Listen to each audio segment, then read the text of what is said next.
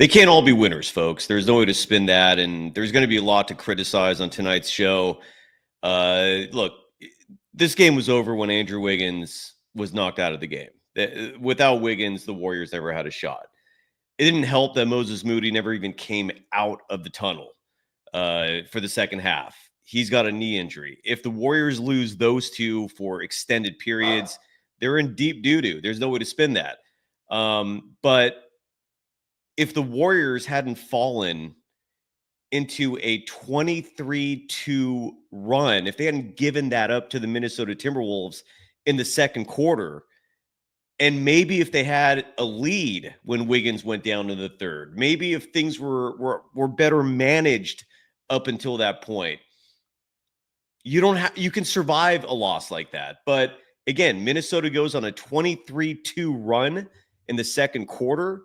We continue seeing a lot of the wrong players playing. We continue seeing a lot of the same mistakes in terms of turnovers, in terms of just bad plays, bad shots.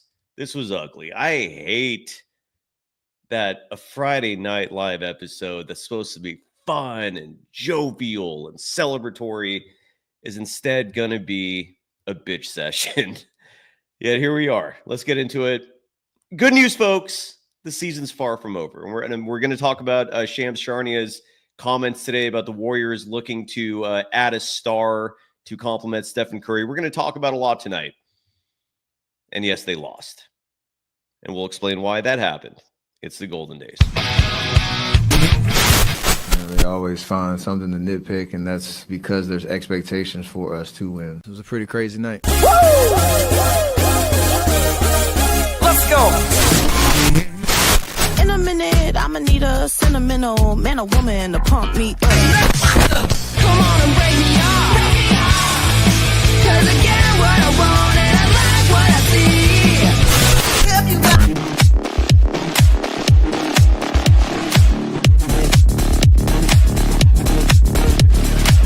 Well, this is Friday, right?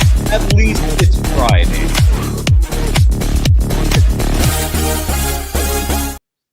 Welcome to the Golden Days. I am your host for the evening, Cyrus Saatsaz.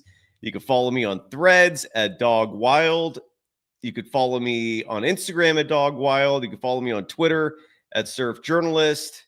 I'm officially on Blue Sky at Golden Days. Some son of a bitch out there took at Dog Wild. I want to put my hands around that person's throat and squeeze, but that's a topic for another day. For now, we're talking Warriors. And before we get into it, let's give some love to the official sponsor of the Golden Days, and that's Bet Online, who continues to be the world's most trusted betting platform and your number one source for online betting. From the earliest odds to in-game live betting, Bet Online provides you with all the action and the ability to watch the games as they happen with the largest selection of odds on everything from football, the NBA, college basketball, NHL, UFC, and so much more. Head to Bet Online today, and don't forget to use the promo code BELIEVE. It's the name of the network that we're on. It's spelled uniquely, BLEAV, and that is the promo code if you want to get your welcome bonus on your first deposit with Bet Online. Again, the promo code is BELIEVE. That's the name of our network, BLEAV. Bet Online. The game starts here. And the Golden State Warriors, again, unfortunately, in a game that was ugly from tip. It was turnover prone, easy, wide open shots missed. Just players that shouldn't be playing were playing. Rotations that made no sense were being displayed. And when all was said and done, the Golden State Warriors lost this one 107-90 to a Minnesota Timberwolves team that the Warriors are going to come back and play again in, I believe, 2 days. Let me get my schedule in front of me right now to see what's coming up for the Golden State Warriors. They play again on Sunday. That game will also be at Chase Center. And then after that, the Warriors won't play again until Wednesday, December 11th. Just to preview what's upcoming, Sophia Jones will join me Monday we're going to do a lot of coverage pertaining to the Golden State Valkyries. They had their expansion draft today. They're going to have free agency coming up. So we'll be talking about that in addition to Warriors basketball, of course. We'll always start every show talking about Warriors before delving into the Valkyries. And then the Warriors, after Sunday's game, hosting Minnesota again, which will be a chance for the Warriors to get some payback and hopefully correct the mistakes that they made tonight. Then they will not play again until Wednesday, December 11th, when they travel to Houston to take on the Rockets. And here is one disturbing pattern that I have noticed. And this is a huge reason why, from what I'm seeing with this Golden State Warriors squad, they're going to have to make a trade. Shams Charania, why don't we start with that clip? Because in all honesty, that's probably more interesting than talking about a game that was just a complete disaster. In large part, again, because of Andrew Wiggins being injured, because of Moses Moody being injured. Andrew Wiggins, just to catch some people up, early in the third quarter, the Warriors were making progress. They ended the second quarter on a nice run. I think it was an 11-2 run to snap what was a 23-2 run by the Timberwolves. The Warriors finally come back, and the biggest reason why they came back, because they played 4 of the 5 players that constitute the identity of this Golden State Warriors team. The Warriors, again, they were struggling with a 23-2 run. Steve Kerr finally uses his head and puts out there 4 of the 5 players that represent success for this Golden State Warriors team, which is Steph Curry, which is Andrew Wiggins, which is Jonathan Kuminga, and which is Draymond Green. That the Warriors are 4/5 there in terms of having that closing lineup, having that quote unquote death lineup that we used to call it once upon a time, back when Andre Iguodala was your fifth man. Some iterations of that had Kevin Durant. It was insane. It's to go back to those days. It's fond memories. But the Warriors have something good going here too. Unfortunately, we didn't see that until midway through the second quarter, after the Timberwolves went on a 23-2 run. And it begs a question that's asked over and over and over again, like a record that's skipping, not just repeating. And the question is, why wait until that point before exhibiting your most effective lineup, your most dominant lineup, the lineup that causes the most issues for every other team? Why wait as long as you did, Mr. Steve Kerr, before putting that lineup out there to stem that 23-2 run? It was insane. The Golden State Warriors and the Minnesota Timberwolves, at the start of the second quarter, the score at that point was 31-31. It was tied after the first quarter. They even took 2 points away from the Minnesota Timberwolves because Rudy Gobert, that son of a bitch, who he made a bucket that should not have counted because of a shot clock violation. They even took those 2 points away. And what do the Warriors do? They continue rolling out lineups that don't work, that are ineffective, that are small, that just exude incompetency. And Minnesota went on a 23-2 run. The Warriors finally stemmed that when the 4 players I mentioned finally came in: Steph, Wiggins, Kuminga, Dre. And the momentum was continuing in the third quarter at the beginning of it until Andrew Wiggins got hurt. He's been dealing with a bad right ankle for a while now. And we still don't have details of that. If we do, obviously, I'll report it. If any more information comes down during tonight's broadcast, we'll clearly talk about that, and I'll update you. Moses Moody, that's a whole other story. He injured his left knee at some point in the second quarter. No one even knew he was hurt. All of a sudden, people started noticing at the start of the second half, at the start of the third quarter, that Moody was missing. He was not on the bench. He stayed in the locker room. Turns out Monica McNutt, that's who I got my information from, of ESPN. She was the sideline reporter for tonight's game. She reported that he had some sort of left knee issue, an injury that I don't have specifics on at the moment. Those two go down, and at least from my perspective, the game was over then. I didn't think they had a chance in hell. Unless the Steph Curry of 5 years ago was on this team, who could just show up and, kick it into a sixth gear that I don't know he has in the month of December.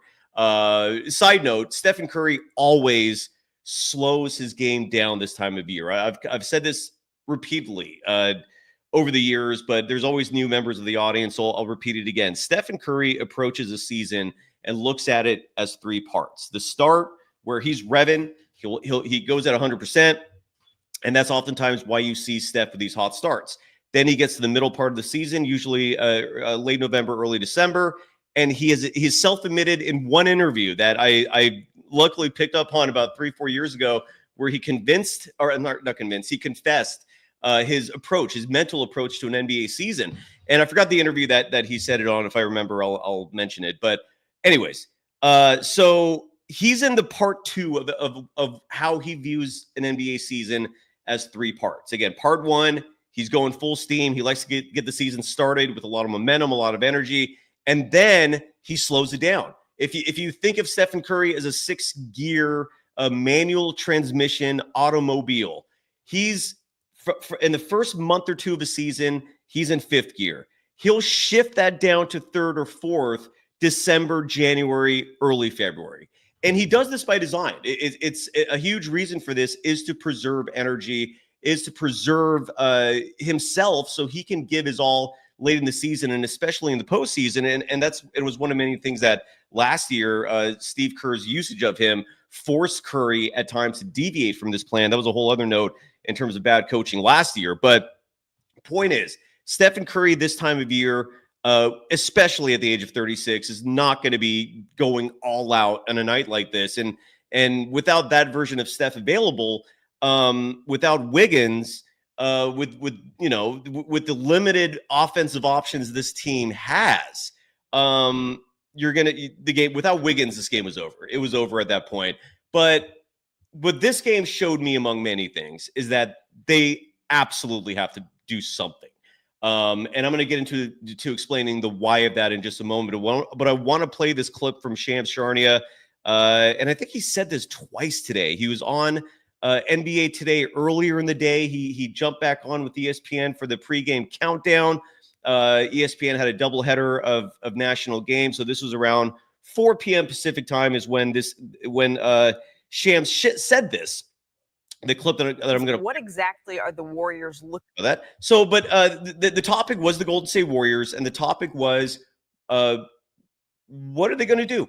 Are they going to add another player? Are they going to add another piece to this puzzle? Do they need to? And here's Shams. He did reveal something fascinating in this, which we'll get into in just a second. But here's Shams speaking with Malika Andrews earlier today. I can't remember which show this was, but he said the same thing in both shows, which was that the Warriors are looking to make a move. So here is Shams explaining what the Warriors are up to. What exactly are the Warriors looking for when we sort of hear they may be in the market to make a move?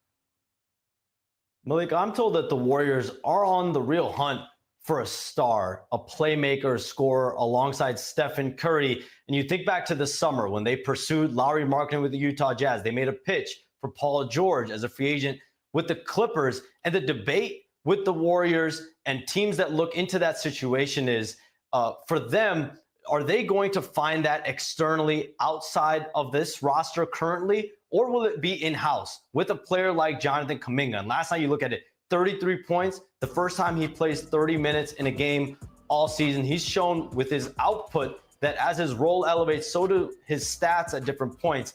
And that relationship between Jonathan Kuminga and Steve Kerr, something that Warriors officials have been monitoring over the last year or so, and how he fits in when Stephen Curry and Draymond Green are back in the lineup will be interesting to monitor. But the Warriors' future will be shaped over the next few weeks and the next couple months before the trade deadline. How can they get that next championship with Stephen Curry and Draymond Green? Yeah, absolutely. That is always the question. How can the Warriors maximize Steph Curry and Draymond? Shams, thank you very much. Please.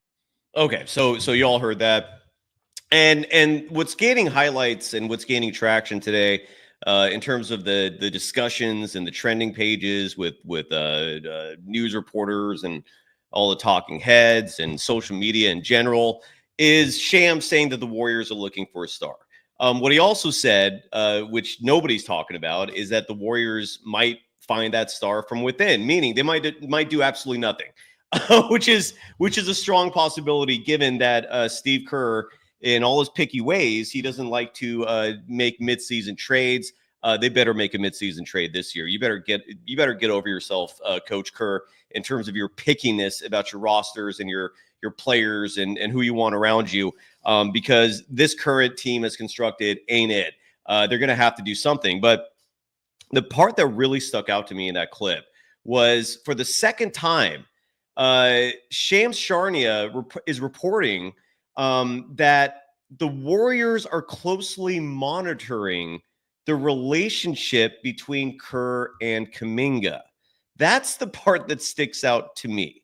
I think it's bizarre that Shams is reporting that on multiple occasions. He said that exact same thing a few months ago. He's saying it again because that's what his source is telling him. And what that indicates is that the team themselves do not have complete faith in how Kerr's handling this thing. If you think back to last year, and a pivotal moment in this franchise's history when Jonathan Kuminga first came out and complained about his playing time. And this happened directly after that Nuggets loss where the Warriors, I think, were leading by 20 at the half, and then they blew that lead. And you didn't see Kuminga at all in the second half, even though he was largely responsible for the team's first half 20-point lead. And so after that game, Kuminga complained because he was being misused. And in a very rare situation, a player's complaints rewarded the player mainly because he was right. It was unjustifiable, him being held out. And then we found out after the fact that Steve Kerr failed to communicate to Kuminga that he has an open door policy. Kuminga learns this, and things seem to be copacetic after the fact. But according to Shams, the team is very closely monitoring that relationship for very good reason. Because as we're seeing time and time and again, Steve Kerr is grossly mishandling these rotations, player management, player minutes, matchups. He's completely screwing the pooch here. And just to give you an example of how he screwed it up tonight, among many reasons, Jonathan Kuminga, who had, again, just 24 hours ago, we were feeling so good here. This was such a jovial environment. This was such a bubbling party-like scene. 24 hours later, and again, it's not to say that if Kuminga had played 2 more minutes that the Warriors win this thing, but he ends up with 28 minutes of playing time. See, he still has only cracked 30 minutes once this entire season, and that was yesterday. And you would think on a night like this, where Andrew Wiggins gets hurt, where Draymond Green is coming off the bench, where Moses Moody is hurt, that this would be the game where you'd see Kuminga playing like 38 minutes, right? Because he can clearly do that. He's young. He's 22 years old. He's a professional athlete. He can handle playing 38 minutes, but he plays 28 minutes. And these are the numbers. And I should have copied and pasted this for a graphic. You know what? I'm going to try to do that. I'm going to try to do that literally while I'm hosting a live show, because why not?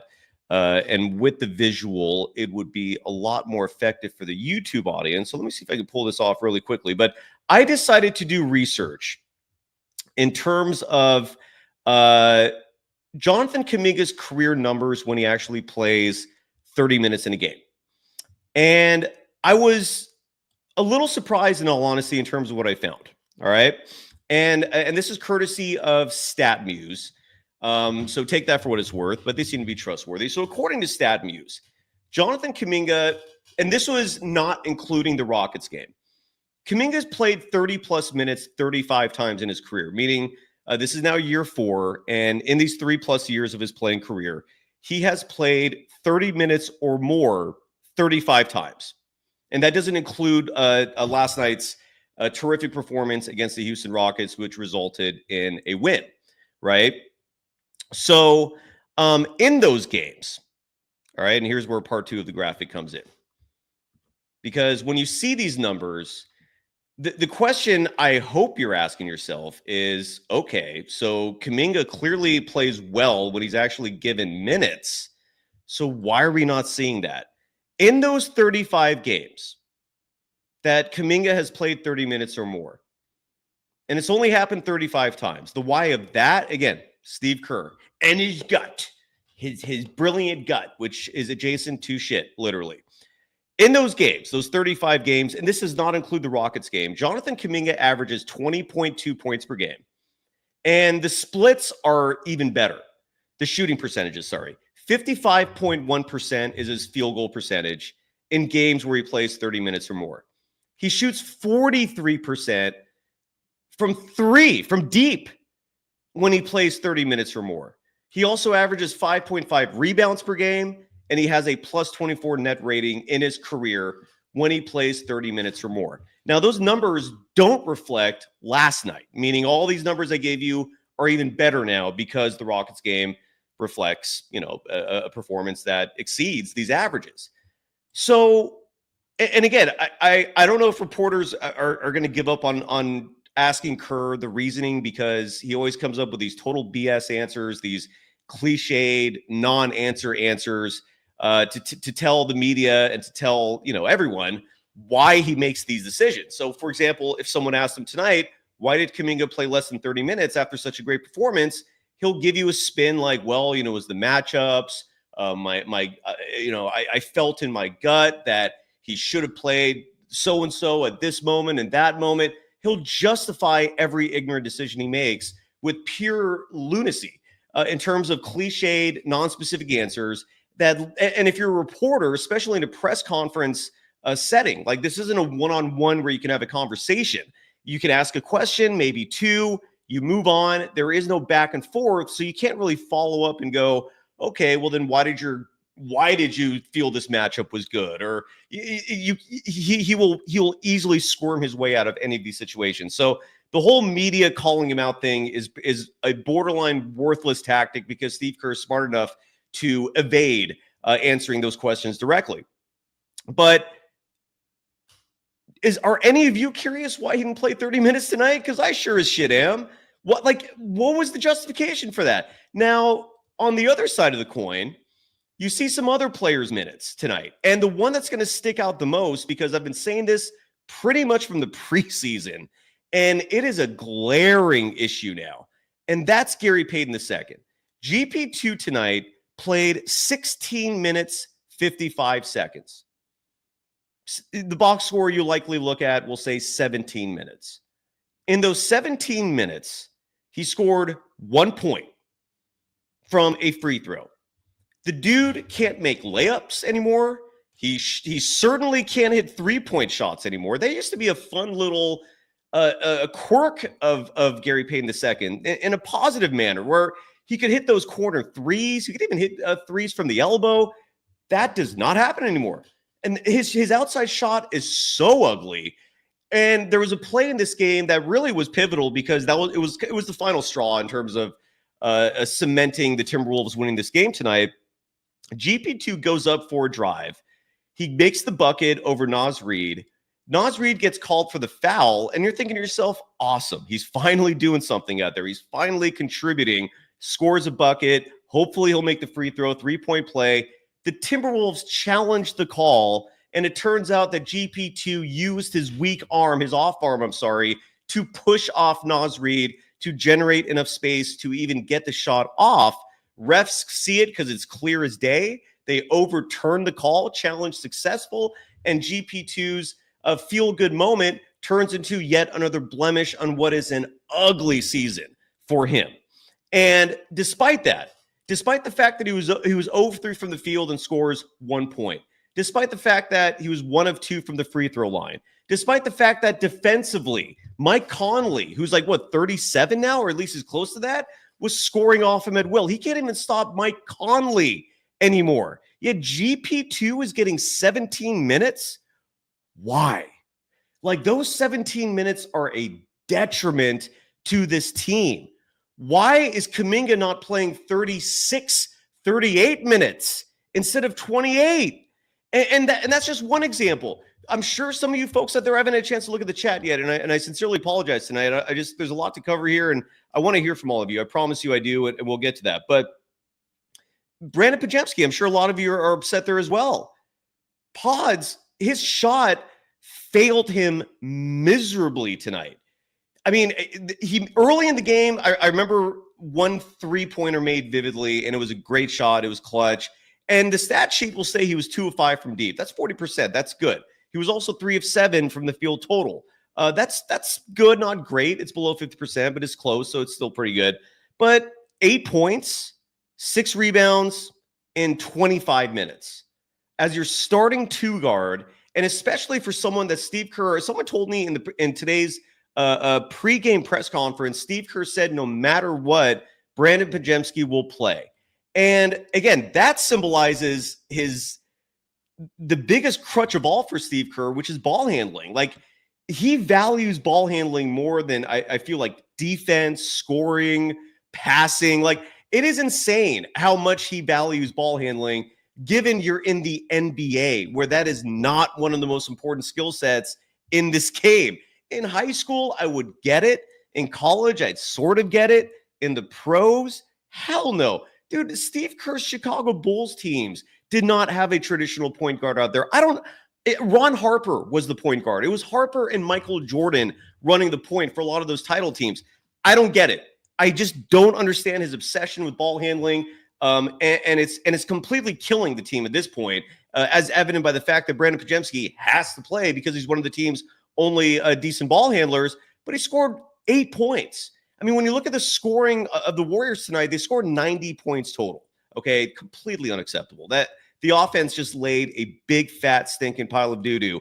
Stephen Curry had 23 points in this game. It was not a great game for him. It was good, not great, but he had no help. And you could see it with your own eyes when the Warriors are rolling out there with Steph and just a whole bunch of just average mids. Other teams are just doubling him. That's all they're doing. They're forcing the ball out of his hands. When Steph is putting up shots, none of them are easy. So when you see Steph still score 23 points in a game like this, it's pretty damn impressive considering he's practically playing by himself out there. He was 6 of 17 from the field. He had 33% of his three-point shots. He was 3 of 9 total in that category. Was a perfect 8 of 8 from the free throw line. He was trying his best to make a difference out there, and he was the only reason why this game was even as close as it was for most of the night. So 23 points for Steph, but then you look at the rest of the players. Kuminga was second with 13. Okay, not great at all, but again, 28 minutes.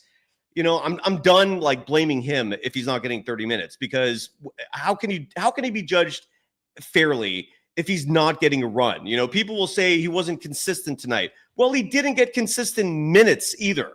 Okay, it's got to be 30.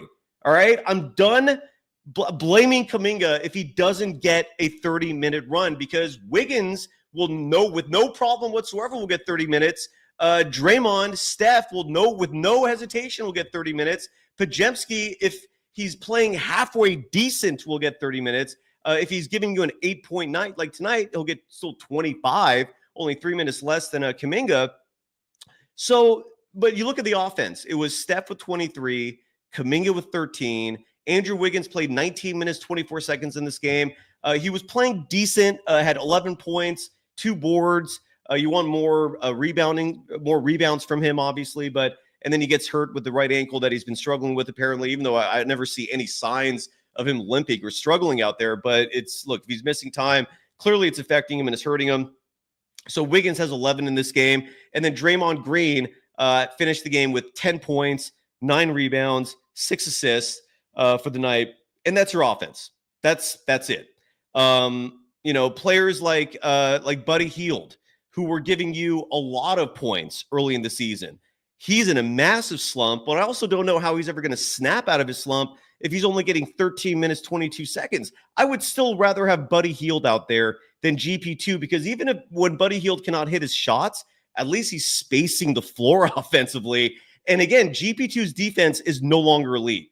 All right. That is entirely in Steve Kerr's head. And if you still believe that, you're clinging to memories from 2-3 years ago. GP2 has regressed drastically. He should not be out there anymore unless it's for very situational circumstances, like 2 seconds left before halftime and you got to play defense. Okay, fine. He's still one of your better defenders on your team. I could live with that. But for GP2 to get 17 minutes on a night where your team's scoring 90 points and you lose by 17 makes no damn sense. It's literally just Steve Kerr not realizing in this present moment who your best players on your team are and who should be playing. So Buddy Hield struggled. 13 minutes is all he played. He was 0 of 2 from deep, had only 2 3-point attempts total, and he finishes this game with 4 points. Lindy Waters made an appearance again tonight. And for a brief moment, it looked good, largely because he was the 5th cog in a wheel that had Steph, Wiggins, Kuminga, Dre, your 4 best players. Lindy Waters was out there for some reason. He was, he was the one selected by Kerr to be out there in the second quarter. He plays 19 minutes, 43 seconds after we haven't seen him for I don't know how many games. And he had a lot of wide open three-pointers that bricked. He finished 2 of 7 from deep. Considering that is almost entirely the reason you acquired him in the first place was for that three-point shooting, unacceptable. And he finished with 6 points. So the offense was absolutely not there. I imagine Moses Moody would have given you more if he could play, but Moody played all of 6 minutes, 31 seconds, and then we never saw him again. And a night like this is a very, very clear reminder of Moody's value, right? So, and by the way, great to see Wonder in the chat. And she writes that Trace Jackson Davis has been horrible. That's enough. And that leads to, I'm glad you said that, because that's going to lead to this point. All right. And this goes back to Shams talking about the team trying to find a star and that the team could be proactive in terms of making a move. The Golden State Warriors have gotten their asses kicked by the Clippers twice. And a primary reason for that was Zubac. They lost for their 8th straight game to the Denver Nuggets, almost entirely because of Jokic eating them up inside. The Rockets, when they play again next Wednesday, do not be surprised if Alperen Sengun is given the ball on nearly every possession, because that fourth quarter was the Sengun show for the Rockets. I mean, Jonathan Kuminga thankfully outshined him. My point is, this Warriors team does not have the ability to stop opposing bigs. Rudy Gobert tonight should not have played like that. Julius Randle was having his way. And that was another flaw, by the way, side note, with Kerr's rotations. Jonathan Kuminga, here's a firm conclusion I've come to with him. Kuminga can handle playing the 4 when the opposition is similarly exhibiting a somewhat smaller lineup, right? When you're playing a team like the Nuggets, where Aaron Gordon is your power forward alongside Jokic, when you're playing a team like the Timberwolves, where Julius Randle is your power forward next to Rudy Gobert, and you got Naz Reid coming off the bench, Kuminga is not your power forward for those kinds of scenarios. He is just not that guy. Maybe someday with experience and more strength, he will. At this stage of his career, the dude is a 3 when you're playing a team like the Nuggets, when you're playing a team like the Timberwolves. He can't handle Julius Randle. And I don't know why you would think he can. All right? It is asinine. So the Warriors tonight, they brought Draymond Green off the bench. Draymond himself said he's fine with it because he wants Kuminga to get some playing time, insinuating that it's either him or Kuminga. What happened to the beginning of the season when Kuminga was starting at the 3, Wiggins was starting at the 2, and then Steph was your point? What happened to that? That was a good thing. When Wiggins is your shooting guard and Wiggins is your 3, and then Draymond's your 4, and then, again, this is where they're going to have to do something. But at least Looney is competent, right? You can survive with Kevon Looney as your 5. Why are you not matching the other team's size with your own size? Like, why? I guess what I'm saying here is, why does Kerr think that a smaller team is going to beat a bigger team like that when you don't have the personnel to do so? Like Jonathan Kuminga tonight should not have been the starting power forward. He should have been the starting small forward. But regardless, this team needs reinforcements. And this is why someone like Vucevic is appealing to me, maybe someone like Cam Johnson of the Brooklyn Nets. But whatever move this team makes, and they're going to have to make a move, I don't know what the answer is for opposing teams in terms of combating these bigger centers who could just score at will. Rudy Gobert was scoring at will tonight, and Rudy Gobert is not someone you know as an offensive player. Yet Rudy Gobert tonight, 17 points. That was literally the difference in this game. The Warriors lost by the exact margin of points that Rudy Gobert put in. He was 6 of 10 from the field. He should not be doing that. Rudy Gobert should not be scoring 17 points. The 11 rebounds, I get it. 17 points, no. But when you play the Warriors and when you have someone like Trace Jackson Davis who suddenly has regressed, and the reasoning for that, who knows? Could be, we could point the finger at Kerr for that as well. We've never seen him develop one player ever. And so Trace Jackson Davis's struggles, 3 weeks ago, we were looking at Trace Jackson Davis as someone who could be the starting center for a title contending team. 3 weeks later, we're looking at him, as Wonder pointed out, as someone who just practically sucks out there now. And again, is he being coached? Is he being developed? Regardless, this team has some issues. And the easy answer for all this is replace Kerr. But we know Lacob's not going to do that. I wish he would, but he's not. So you have to look at, okay, what's plan B? What else can we do to salvage, Stephen Curry's final years? What can the Warriors do to salvage this season? And it's going to have to be with roster. They're going to have to make some changes. The good news is Steve Kerr has proven he can win. He's proven he can win titles as a head coach. But he also needs like the perfect team to do so. This is not the perfect team.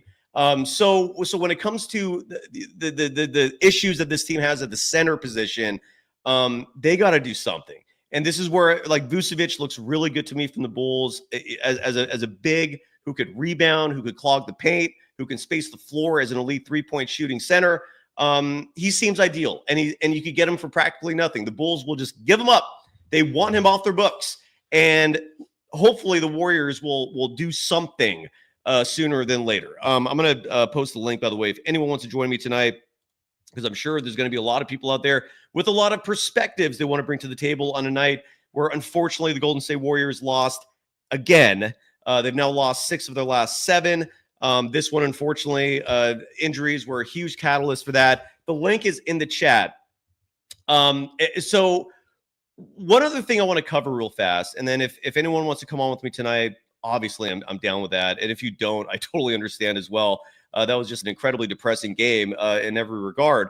But I want to take a look at that 23-2 run to kind of showcase what the team was doing wrong to give this game away, because that is where this game was lost. It was lost in the second quarter.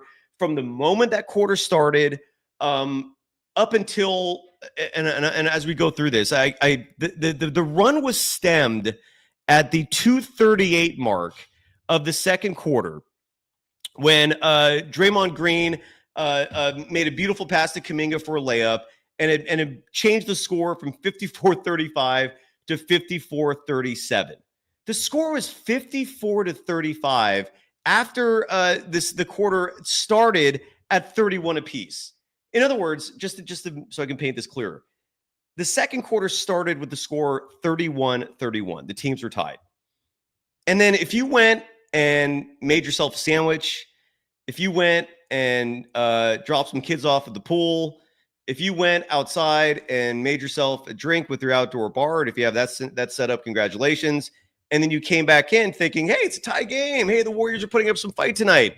The score went from 31 apiece. All of a sudden, it was 54-35. It was insane. And what happened during that run? Like, who was playing during that stretch? Well, let's see. GP2 came in the game for Draymond Green. Huge surprise. Buddy Hield was playing in those minutes, and he struggled mightily.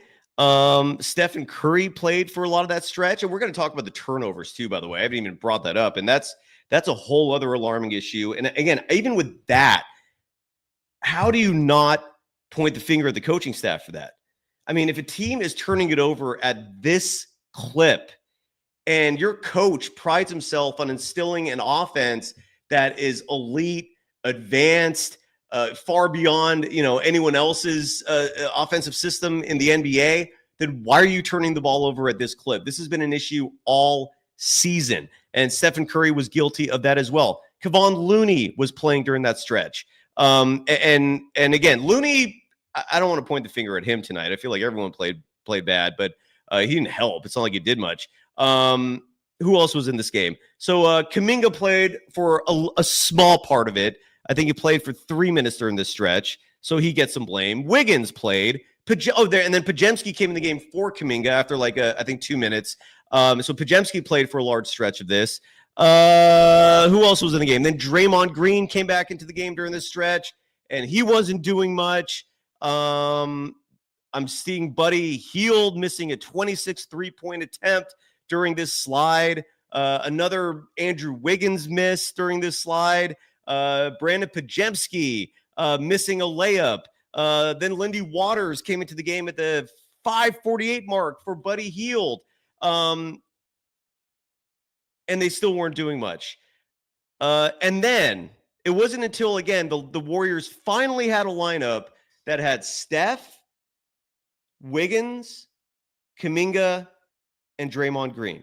Those four were out there together. And again, I don't know why Steve Kerr waited until 4 minutes and change to go. It was a 4:42 mark when he finally got that lineup out there. Why wait that long to put out your best lineup instead of just trudging along and watching your team suffer through a 23-2 run? Game was over by then. I know the Warriors made their own run, made it close, but if that run doesn't happen, you're leading at the half. You're leading in the third quarter when Andrew Wiggins gets hurt. Instead of being in a hole that you have no chance of climbing out of, it's embarrassing. It's frustrating.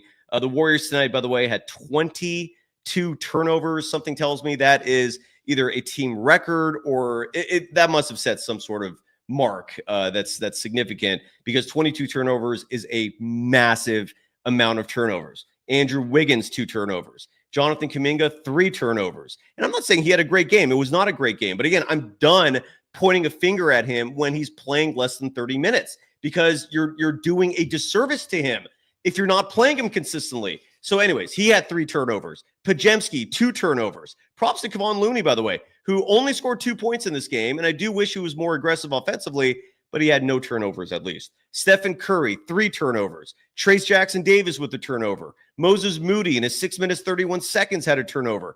Draymond Green had 2 turnovers. Draymond Green played in his first game back after missing a couple with the calf strain. 26 minutes, 29 seconds of playing time for Draymond Green. He had 2 turnovers again. GP2, who has become utterly worthless for this team, 2 turnovers. Buddy Hield, 3 turnovers. Lindy Waters, 1 turnover. Pat Spencer, who got a run in this game, played 6 minutes, 42 seconds, also had 2 turnovers. Total 22 turnovers. The Timberwolves scored 17 points off those 22 turnovers, which is remarkable. It should be much higher than that. But those 17 points, again, the difference in this game, a game that Minnesota won 107-90. Oh, we got some people in the chat. And I'm going to start with the individual who was the rock star of last night's show to wrap it up. If you did not stick around for the entirety of the episode, you missed someone who is a natural in broadcasting, and she's on camera. Anna, very nice to meet you in person. You got a Warriors jersey on. Look at you, Colin. Nice to meet you. How are you doing in Calgary, Canada? Doing well, Sai. How are you? Doing all right. Maybe I'd be better if the Warriors won, but thanks for putting a smile on my face. I don't think I've smiled once tonight until you came on. So thank you for that. How are you doing? And what was your immediate reaction to this disappointing game? I mean, okay, obviously not thrilled. I think the most disappointing part of that was how the first quarter really felt like a blow for blow. It felt like we were in rhythm. Looks like we were gaining momentum. The ball movement looked great. And then the Timberwolves took over in the second quarter and just kind of kept the lead after that. I did take some notes. You did already mention the turnovers. But I love it. Bring your notes. I don't meet a lot of people that take notes during games. So we got that in common right away. Go ahead, please. Love that. So you already mentioned the turnovers, but yeah, that was a bit ridiculous. Not even that big of a difference, like 17 and 22. It was just more so I heard the commentators mention this. It was the kind of turnovers they were having, just like demoralizing, just like just not looking, not connecting. They just felt overall just disconnected, and I don't know what it was. I do have also some thoughts about Kuminga, but first, points in the paint. Insane. 44 for the Timberwolves and 30 for Golden State. And then second chance attempts, 19 for the Wolves and 8 for Golden State. Yeah. Not the best. But on the topic of Kuminga, I'm glad you brought up the points in the paint, because I didn't tackle that like you mentioned. And that's a category that the Warriors this season have been dominating. Last year, they struggled. They were one of the worst teams in the NBA with points in the paint. And the reason for their success this year has largely been Kuminga and Wiggins attacking the paint. What did you see with Kuminga tonight? Because, look, he deserves criticism. It wasn't a great game for him. I know I said I'm going to absolve him for the most part if he doesn't get 30 minutes, but it wasn't a great game. What did you think about Kuminga tonight? Because I do think that points in the paint difference that you mentioned a huge part of that was Wiggins not playing at all, Yeah. and Kuminga just being stifled by a bigger team. Stifle is a good word, good description for coming in tonight. And I had a thought. Last night with Steph and Dre not being on the floor, he was shining. Like, he was attacking the floor, like he was going downstream, like he was doing great. And I don't want to assume that it was, Dre and Steph being missing last night that kind of pushed him to do that.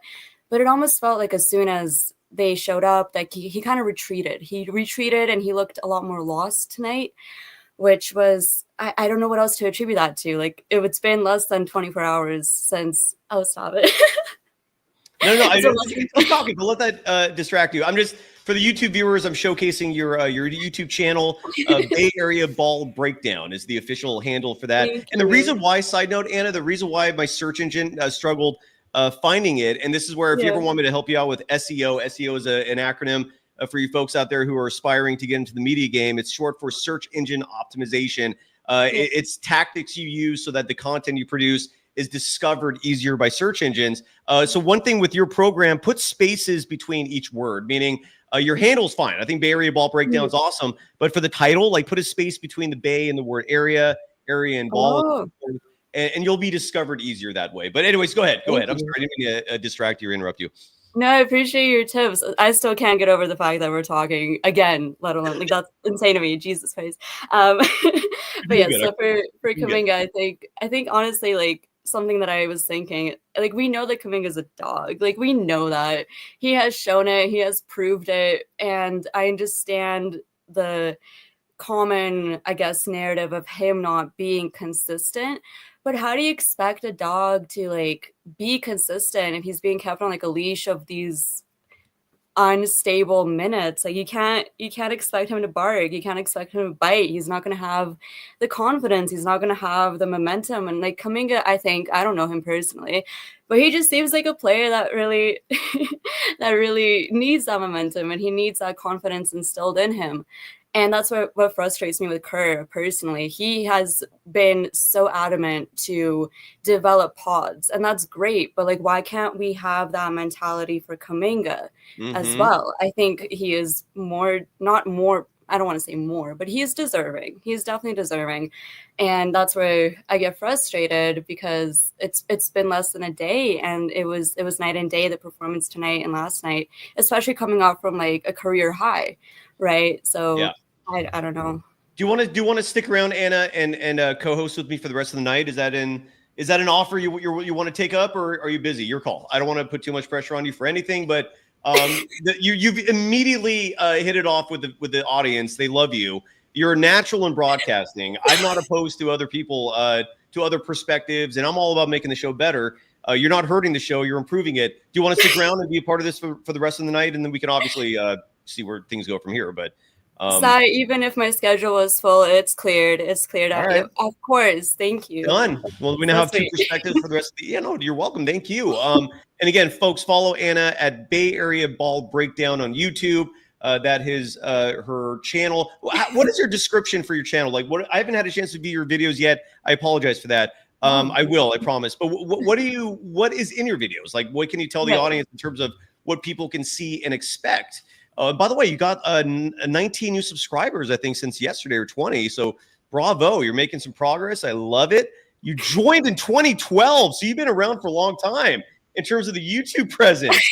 Anyways, what can people expect with your videos and your content? Yeah, I mean, definitely all you with the shout out. I think I had 9, maybe 7 subscribers before I came onto the show, and it was my mom and all of my friends that I bullied into subscribing. That's what moms are for. Mom's the best. Hi, Mom. Hi, Mom. For Christmas, I want money, please. I need money. That's all I want, just cash. Anyways, Anna, do you want to be joined by? I'm sure. Go ahead. You were describing your videos. What is the content on your channel? So I mean, honestly, like, I started not that long ago. I kind of started my first one. I sound so nervous in it. Like, I sound so monotone, and I just did my best to, like, break it down, just get some stats going, do, like, some editing, like, kind of play around with it for the first time. I discovered I had an editing tool on my laptop, and I was like, why not? Like, why not try it? Might be fun. And then the second editing tool? What do you use? Clipchamp. Okay, all right, good stuff. Cool. Yeah. And so the second video was a lot better editing wise. It still wasn't great. But the third one, it was just no voiceover. It was just me showing the highlights. I think honestly what I want it to be though is more so kind of like your format. I really love your format. It just sounds more natural to me. I think I struggle with like having a script. I don't love having a script. That's why you inspire me, as I already mentioned. But Well, then yeah, you I would think hate that's the playing for direction I Steve want to Kerr go. because Steve Kerr's whole life is scripts and scripted substitution. Sorry, I didn't mean to shift that No, I in a agree. negative direction. No, but you're natural at this. Did you go to school for broadcasting? Like, what's your background? No. I'm in school right now for political science, but it's just like part-time. I work full-time, so I'm taking classes online. But I have taken like English courses and I've taken political science, psychology. But I do captioning for like live television. So, Right. I mean, you do repeat exactly what they're saying. So I think that's kind of where I started learning some of the terminology maybe, but no formal No, education. you're a natural. You're a natural, and it's an absolute pleasure to connect with you. And Truly. yeah, just I'm stoked that you're part of this. I think the audience is loving this as well. Do you Anna? Do you mind if we bring some other people on to Of course not. open the doors? All right. So Let's here is go. Kuminga. Let's go. So I'm going to go in chronological order here. Just that's the fairest way to do this. So we'll start with Kuminga supporter Pinoy. I don't know if you've been on the show before. I'm looking forward to having you on, and then vintage Mr. J, our stoner in the audience. Hobby. Are you a stoner, Anna? Do you burn in Canada? No. You're winking. Okay, Absolutely I not. love it. All right, so let's go to Kuminga supporter. You are on the channel, and I'll fix the visual in just a second. But welcome to the program. What did you think of tonight's game? And the floor is yours. I mean, like, I feel like I kind of saw it coming after like yesterday, because I feel like when it comes to like the Warriors, you feel like something bad always is coming, you know. So I don't know. It's kind of. I'm being rhetorical asking this because you can't actually do it, and it's obvious who said it. But there were a lot of people last night who were predicting exactly this. Like, how are they going to screw this up the very next game? And we were not disappointed. Yeah, I mean, Timberwolves are good, but like, I don't know. It's tough. It's tough being a Warriors. Yeah. It is. Kuminga supporter, do you have anything else you want to add? And if not, I'll ask you a question real fast, and then Anna, if you have anything you want to bring up, please do. Just jump in at any point, Anna. Don't be shy. Trades. I'm already there. I'm already getting ready. Like, I'm going to have a lot of shows lined up in the near future with ideal trade scenarios because the Warriors have to do something. I don't think there's any doubt remaining for that. Is there anyone out there, Kuminga supporter, that you want? Yeah, you mentioned Vucevic. Vucevic would be perfect, I think. Like, he's not like a perfect player, but I think fit-wise, like, we need a center. Kuminga could slide to the three. So many things just get worked out that way. So, what do you think? Like, who would you be? Anna, what do you think about the fact that Kuminga, like, Kerr forces Kuminga, and I'll ask both of you this, but Anna, you first. What are your thoughts on the fact that Steve Kerr keeps forcing Kuminga to play the power forward position, which is not his natural position? It seems he can handle it in a lot of situations, but not always. And tonight clearly was not the ideal opponent for Kuminga to be tackling Julius Randle. That was a mismatch. Like what do you see with that? Not just tonight, but in general. Yeah, I think honestly with those kind of situations, that's where the confidence plays in, because he's kind of being judged on a metric that is not exactly fair. Like, you're being mismatched, and then you don't perform as well as you did the night before, and then all of a sudden there's questions again, and there's all these doubts, and that can't be good for his confidence, I don't think. I think Kerr should explore playing and developing players in positions that they are comfortable in and see if that will actually help. Did you play basketball, Anna? Me? No. I'm 5'2". Oh wow. You sound like it's just it is the weird part about you, and maybe weird's the wrong word. I'm not saying that in a negative manner, but no, because but what I'm trying to say here is that, like, most individuals who come off sharp like you, like, they've gone through schooling, like, they've played their whole life, they've watched their whole life, and you're just like showing up and you're like, hey, I can do this. Just eat it. I love it. It's speaking of confidence. There, like there you go. That's Kuminga supporter. Your final thoughts. We got a lot of people in the audience waiting tonight. They want to jump on, and I want to be equitable here. Yeah, one thing I wanted to say is you're talking about like the Kerr and his gut show you wanted to make, right? You think you're gonna release that soon or no? Tuesday next week. Tuesday? Okay, I'll be waiting. If the Warriors lose to Minnesota against Sunday, it'll be Tuesday next week. All right. What do you think should be included in the list? And I'll let you know if it's already on there because I've done most of my research on it. What sticks out to you in terms of Steve Kerr's gut having gone wrong? I mean, I think this is kind of a recent example. Buddy Hield, like he just goes from playing like being a big part of our like team to just 13 minutes tonight. I feel like people need to have consistency, which is why the Warriors being deep is also like a detriment because you get players like Lindy Waters, like there's so many players you could point to and be like, they played so many minutes one night and now they're playing like really less. Like you want consistency for your players, so I think that's like the main thing I would like focus on. And just to piggyback off that, the first like 10, 12 games of the season, even though Kerr was going with this deep bench, there was consistency to it, meaning like every quarter, every a rotational shift, you knew who was coming in, you knew who was going out. The players were settling into a routine. And then, and I remember the exact game where this all changed. It was that second Clippers game where suddenly Steve Kerr just deviated and he started going with his favorites. Podziemski started getting more minutes. Kuminga didn't close for the first time. And then it just kind of veered. And I don't know what happened there, but thank you. No, Kuminga supporter, that helps. Anna, anything sticking out to you in terms of Steve Kerr's gut that has failed him that has stuck out to you? Oh man, sometimes I think he's like prescribed probiotics and then he just stops taking them and then everything goes south. I don't know what it is. I have questions. I have serious questions. We all do. I promise you that. Kuminga supporter, any final thoughts? Pinoy rear format, you're next, but Kuminga supporter, what's your real name, man? That's a long name to call you every time. What's your real first name? My name's Chet. Chet. Okay. Any final thoughts, Chet? No, not really. I think I got everything out. It was disappointing, but on to the next one, I guess. It was. Well, it is Friday night. That's the one piece of good news here. So enjoy your Friday night. Enjoy your weekend. At least for me, this was a long-ass week, so I hope you enjoy it. Kuminga supporter, thank you so much. Pinoy reformat, you are in the chat like constantly on fire. You're one of the biggest contributors. No. You're one of the most active Golden Dazers. Welcome to the program. I don't think we've ever actually communicated. Not sure if my audio's okay. Is my audio okay? You can hear me? We can hear you loud and clear, yes. All right. Yeah, hello from the Philippines. Hello. To Sai, I've been a follower since you've been doing pods with I know, brother. It's great to finally have you here. We got 3 countries at the moment on the screen. I love it. We got US, Canada, and the Philippines. Yeah, and yeah, you were asking Kuminga supporter what something to look out about Kerr. Yeah. And my question is, what makes a veteran? What makes a veteran player in the NBA? Well, technically speaking, it's just if year 2. That's it. I or think games played, right?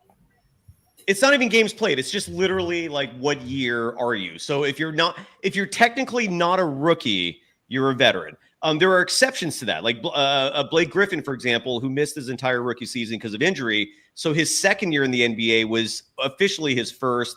So in his case, I guess year 3 would have been his veteran season. But so when we're talking semantics, it's that simple. It's just your non-rookie year. Now, when it comes to the context of actual communication and being pragmatic and being on the same level field of reality. A veteran's usually someone who's had a few years, someone who you expect experience from, expect less mistakes from. But why do you ask that? Like, who's the? Yeah, because Kuminga barely played 3 years, and he's being expected to perform like a veteran. His entire career has been expected of that. Yeah, I'm with you. Right. Anna, I think your it's a thoughts on bit that? unfair for him to be put in this role that he needs to perform like they're expecting him to be a second star when Kerr really barely played him. And Kerr doesn't really have any reason not to develop because they have the G League.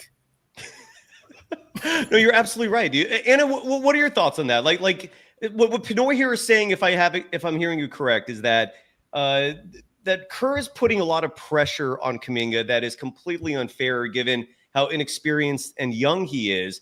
I understand that Kuminga and Moody were both drafted into a situation where the team literally won a championship their rookie year. And then since then, this is where the conflict has arisen, is that Steve Kerr keeps marching forward like this is a championship pursuit.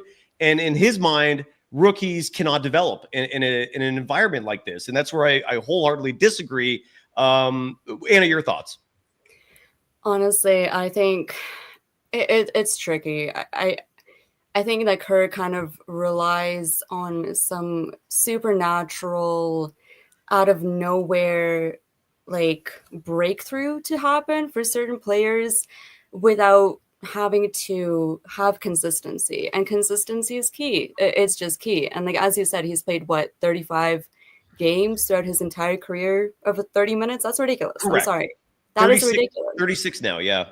That is ridiculous. And to have the pressure of being that second option, of being the star, but then having that treatment, it's such a juxtaposition. It doesn't make sense. And I think he is the kind of player that needs consistency. I already said this before, but I think the pressure, he can handle it. I don't think that he's the kind of player that can't handle the pressure. We saw him handle it before, but it's then that trust being taken away from him. I think that hampers it. Yeah. That's a great call. And someone in the chat, dying 1234. That's a very depressing handle, but regardless, that's what you want to be called. It writes that look at how the Spurs developed Kawhi Leonard, and if you look at Kawhi Leonard's history career-wise in terms of minutes played, his rookie year 2011-12, he averaged 24 minutes a game, played 64 games total. Year 2, this was the season that the Spurs made it to the finals. And then you had Greg Popovich making the blunder of blunders in Game 6 by taking Tim Duncan out of the game. You lose an elite rebounder. So the Miami Heat are getting second chances, third chances to tie that game late. They tie it, win it in overtime. You know how that story goes. That season was Kawhi's second, and he averaged 31.2 minutes per game. And then year 3 for Kawhi was when he was finals MVP. He averaged 29.1 minutes per game. That season, he was also dealing with some injuries that year. But nonetheless, the point is he was playing. And players cannot develop if they don't actually play. So I totally I'm following what you're saying there. And Pinoy, anything you want to add on? And actually, you know what? Just to close, I guess I'll take up too much time if we with a lot of more questions. But I think I just checked the standings. We're still 5th in the West. I usually save that for the end of the show, but I'll bring it up right now. The Warriors currently, you're just like you said, yes, they are currently fifth. So we still can be positive, right? Yes, yeah. Oh yeah. Look, I'm glad you brought that up. Let's make one thing very clear here, and I'd love to get your thoughts on this as well. There is no panic buttons being pressed. If you sense urgency from me, if you sense passion from me, it's because I think this team has a shot.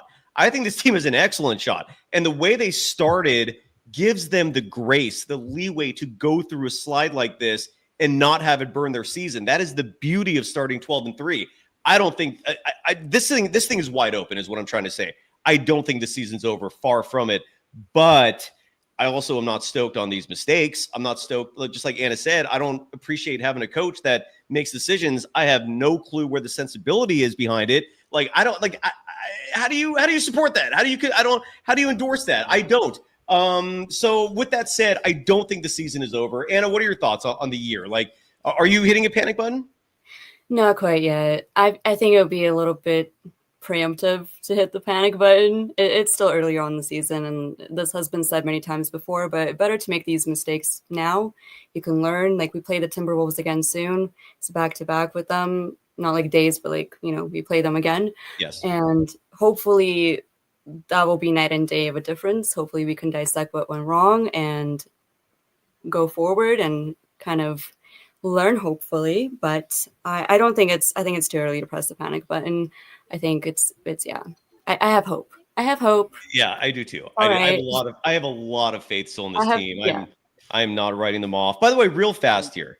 Shardol in the chat. His handle is SGA Sports Talk Channel. Shardol, I don't know how old you are, but I'm just going to give you one piece of advice, please. I don't want to block you. I don't want to like be punitive here at all, but just take this advice, please, and roll with it. Don't ever ask a woman out. Don't ever hit on a woman in an internet chat. It's never going to work. It's never going to be effective. Be a gentleman. And, like slow the roll down just a little bit, please. All right. That's all I'm trying to say. And Anna, I'm sorry if any of this makes you uncomfortable. I'm actually not looking at the chat. I'm like so locked in. There you go. I'll look at the chat later. He's going a little crazy there. He's got a little crush on you, but I'm just trying to tell him, just take it easy. Just slow your roll a little bit. Okay. It's not going to work. So anyways, Pinoy, any final thoughts?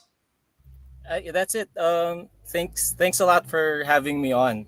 Yeah, and more power to your show. I think brother. you're building good chemistry. I hope the Warriors also build a similar chemistry to you guys. So anyway, more power, Sai. Well, I do believe firmly that chemistry is key for any media program. It is the formula for success, no doubt about that. And again, this is where, like, Anna, you're just blowing me away here. You're a natural at this. Pinoy, come back soon, all right, brother? Yeah, thank you. Thank you. And hope life in the Philippines is treating you well. Vintage Mr. J, aka Javi, our unofficial stoner of the audience. You currently have the crown, brother. Annie here is a sneaky stoner. Like, I don't think she wants to admit it, but dude, Canada's watching.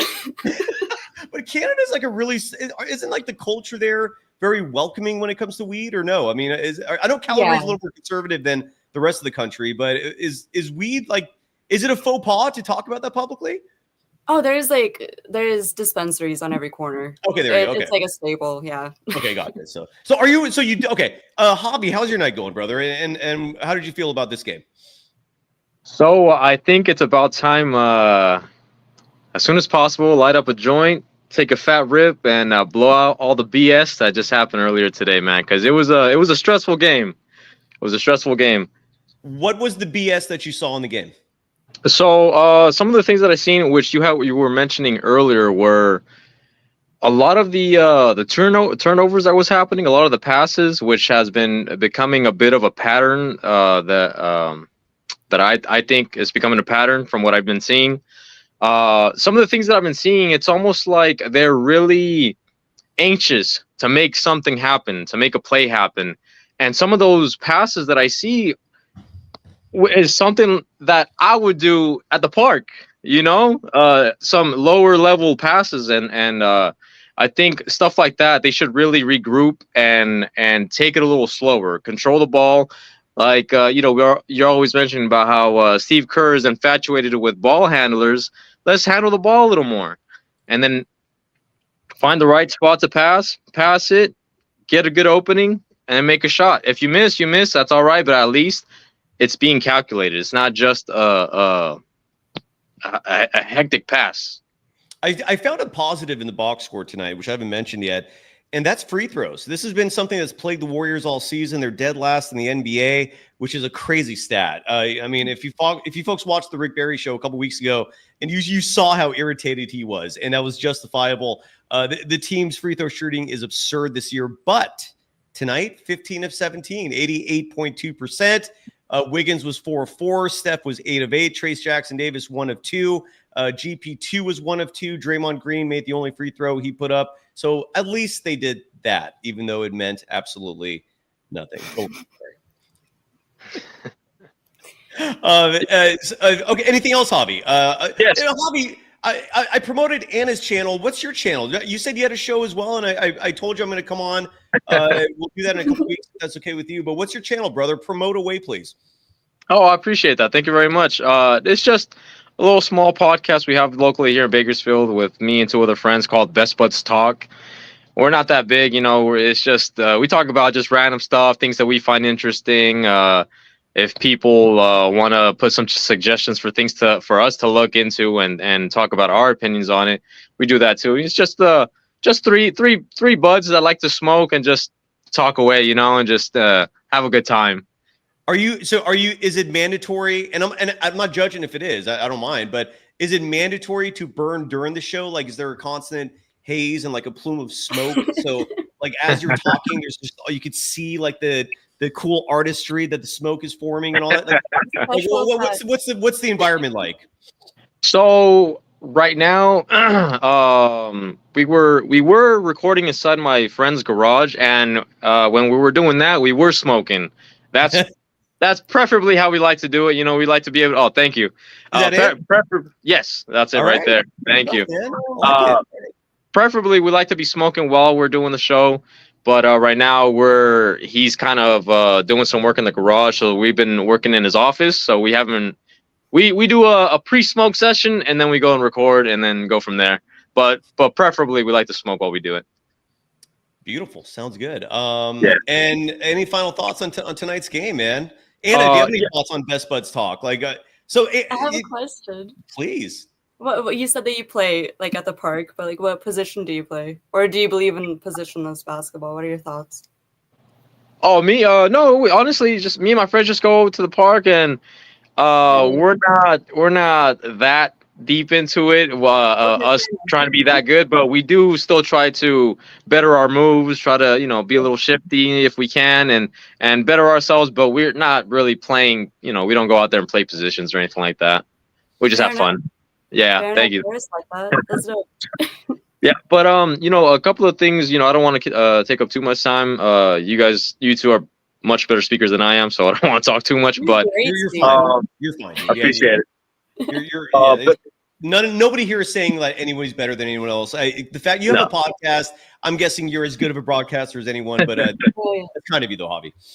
I appreciate it. So another thing I wanted to mention too is Steve White, you're next. All right, Steve, thank you for waiting. You're next. Go ahead, Javi. Sorry. No problem. So what I wanted to mention, because you were making a couple of videos, right, of the lineups and what were the best lineups and what were the worst lineups. And some of my thoughts are, it seemed, and it could be a couple of different factors, right? So the first thing is, when the season first started, the team was doing great. I mean, great, right? I mean, they looked amazing. Now, some factors that could play into that is it's early in the season. Popular opinion was that they weren't playing the most skilled teams in the beginning, so maybe they got some easy wins. Kind of. Yeah. I mean, they were playing Houston. They did beat Boston in Boston. I mean, they beat OKC in OKC. I wouldn't go that far. And again, those games are why I have faith in this team, man. That's I don't think that was a fluke, that 12-3 start. Right. So maybe the earlier, like the Blazers and Utah. Utah, the Jazz and stuff like that. But like you said, but then they played teams that were actually good, the Thunder and the Celtics, the last year's champion, right? Mm-hmm. And they beat that. So now my question is, what's going on? Is Steve Kerr just too switch happy, where he wants to be able to play all his players as much as he can, where, as Anna had mentioned earlier, that maybe they're not getting as much play time to be consistent and to really make some impactful plays? Or is he just not using the same lineup he was using before in the Celtics game and the Thunder's game? What's going on? Are the players that he's choosing now just not gelling together, or is he swapping too fast? Anna, I'll let you take that one first. Do you have any thoughts on that? Yeah, if I may. I think a big factor in that comes to mind is Buddy Hield has just not been as productive. And I can't recall if his playing time has really declined to the point that could really explain it. I think it was more so of a gradual thing. He had some spurts, I think, in between, but we've heard of like the Buddy Hield effect. I don't want to believe it. I don't want to tune into that. But what is that? The Buddy Hield effect, that apparently he only plays like well for like 10 games and then he just throws bricks. And I don't want to subscribe to that quite yet. I do think he's also the type of player that needs to have confidence built into him. But with rotations, I was personally surprised to see Lindy Waters tonight. That was kind of a wild thing for me. I really thought that Kuminga was going to play more consistently, and that was a bit strange. I mean, I do understand Wiggins was out, Moody was out as well later in the game, but I don't know. I think he was experimenting with the lineups, and maybe he just didn't have a consensus on which one was the best. And then it kind of got a little bit muddled, and now he's a bit lost, maybe. That's what I'm assuming. Before we continue on, I want to play. Let's hear from Steve Kerr. Javi, any final thoughts, man? And then Steve White, we'll get to you right after Kerr. I promise. Thank you for waiting and being patient. Any final thoughts, Javi? Yeah, just the last thing is, again, well, one you had answered already. Stephen Curry slows down around this time. That's one thing that I was kind of worried. Buddy Hield, they haven't been making too many shots, and then Lindy Waters either. So I'm kind of a little worried. Is it that maybe is it just the way that they're playing right now, or maybe are they on a downslope right now where they can't get their shots? Here's the thing. Buddy Hield is. I don't think anyone should be surprised by what we're seeing, because when Buddy Hield was first signed by the Warriors, there was no one throwing parades. There was no one, proclaiming that that's the missing piece of this team needed. Nobody was saying that. Everyone was expecting the same guy that the Sixers gave up on, that the Pacers gave up on, that the Kings gave up on. Someone who can be sporadic defensively, someone who can be streaky, yet someone who has made the most amount of three-pointers in the entire NBA in the last 5 years. So where I see Steve Kerr's flaw is that there's no consistency with him, right? Like there's nothing there that where you can have faith as an athlete, knowing that if you have a bad game, it's going to be okay. You'll play tomorrow and get to play through that. You don't get to enjoy that luxury in Steve Kerr's team. If you have a bad game, you might have a 5-minute outing the next time the Warriors play a game. And I don't know how that instills confidence in anybody. Like Steve Kerr has been amazing with veterans who kind of are, they're comfortable in their own skin. They're secure individuals. But Steve Kerr he's never developed talent. And we're seeing now that maybe that's just not what he's suited for. I don't know if he's a good teacher is what I'm trying to say. You need a good teacher because every individual is different. Every individual has to be treated differently based on their strengths and weaknesses and just who they are as individuals. And Kerr doesn't do that. Kerr is just all about like, oh, you're not playing good, you're out. You're next, you're up. And that cannot instill confidence. And that's affecting, I think, Buddy Hield too. I think Buddy Hield is starting to get in his head a little bit here. And as evident by the fact that tonight, 13 minutes, it's like, that's not a lot, and he might be feeling pressure that every time he goes out there now, he has to make a difference and he has to make an impact. And if he's not, he's going to rot on the bench. It's just, this style of coaching is not working, is what I'm seeing. And I don't know if that answered it for you, but. No, definitely. Well, I appreciate it, Cyrus. Thank you again for having me on. Of course. We'll see you soon. Again, I enjoyed it. We'll see you soon. Thank you, Javi.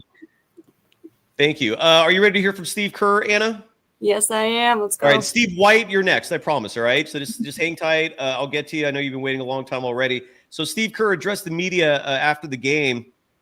And this is courtesy of the Warriors' flagship radio station, 95.7 The Game, which unfortunately means the sound quality will not be great. Although I do thank them just for posting these things, because otherwise I would not have access to anything immediately after the game. So here is Steve Kerr, first of all, talking about the team just failing to get organized tonight. Again, turn up the volume on your speakers because this might be a little low. But here is Steve Kerr explaining in detail what went wrong for the team tonight as the Warriors have now lost 6 of their last 7. Yeah, we couldn't get organized. We played a pretty good first quarter offensively, scored 31 points. And we just were out of position over and over again, which led to us having to go long against a great defensive team. Best in the league a year ago, and obviously they held the Lakers and Clippers to 80 in the past 2 games, so they're finding a way defensively. And so we have to execute better. It's simple as that. 22 turnovers, not going to cut it. And if we went through, and looked at them, which I will obviously tonight, I don't think that many of them were forced. I think most of them were poor spacing, which led to difficult one-on-one situations for our guys. So the spacing's got to get better. Why don't you think you were organized? I'm sorry? Why don't you think you were We're trying. You know, we're mixing and matching. Obviously, I started differently. The reason for starting differently was. Hold on, real folks. I want to pause it there because that was an awesome follow-up question. You know, which we don't hear that much of, and I don't know who that was that asked that immediately. I want to listen to this again. I'm going to rewind it about 10 seconds. We're going to go back to that one more time because, again, follow-up question. Why were you not organized? That is what a good journalist does, is ask follow-up questions. Let's see what Kerr has to say to that. We're trying. You know, we're mixing and matching. Obviously, I started differently. The reason for starting differently was to try to help the second unit get organized with Draymond. You know, but we need some more practice time. We've got to get our act together. We were much better offensively the first couple of weeks of the season, and last couple of weeks we've been struggling, which is why I've been searching lineup wise. Tonight the game got away from us a little bit. You know, Moses got hurt early. Wiggs gets hurt. I think early second half, so that changed all the rotation patterns. But doesn't matter. We got to have guys who are coming in and ready to execute and get to their spots. And we go through our stuff, and we're gonna have to go over it more, obviously. That was fascinating to me. He almost kind of it almost looked like he got caught off guard with that follow-up. Anna, what was your reaction to that? Steve, I'm bringing you on in just a second, Steve White. But Anna, what did you think about that? I thought that was fascinating. He almost looked perplexed. Like you asked me the specifics. I don't know. He looked lost there. He looked lost. What did you think, Anna?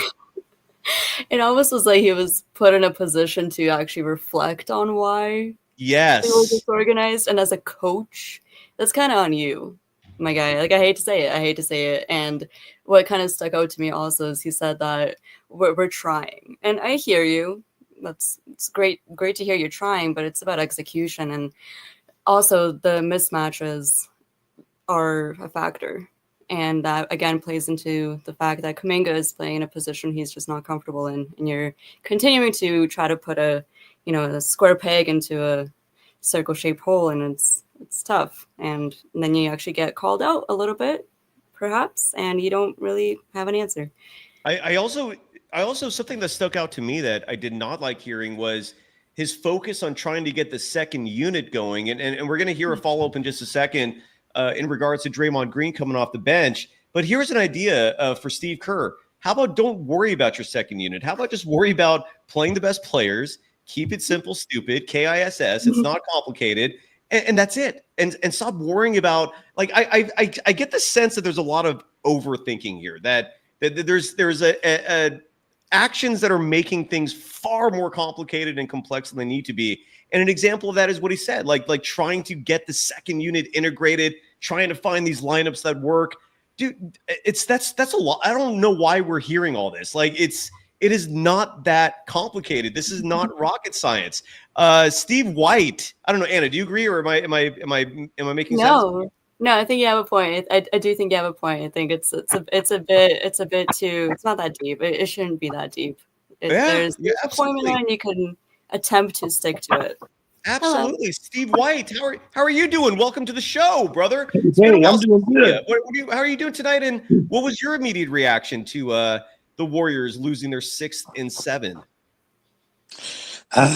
Man, you kind of knew it was going to happen as soon as Wiggs got hurt.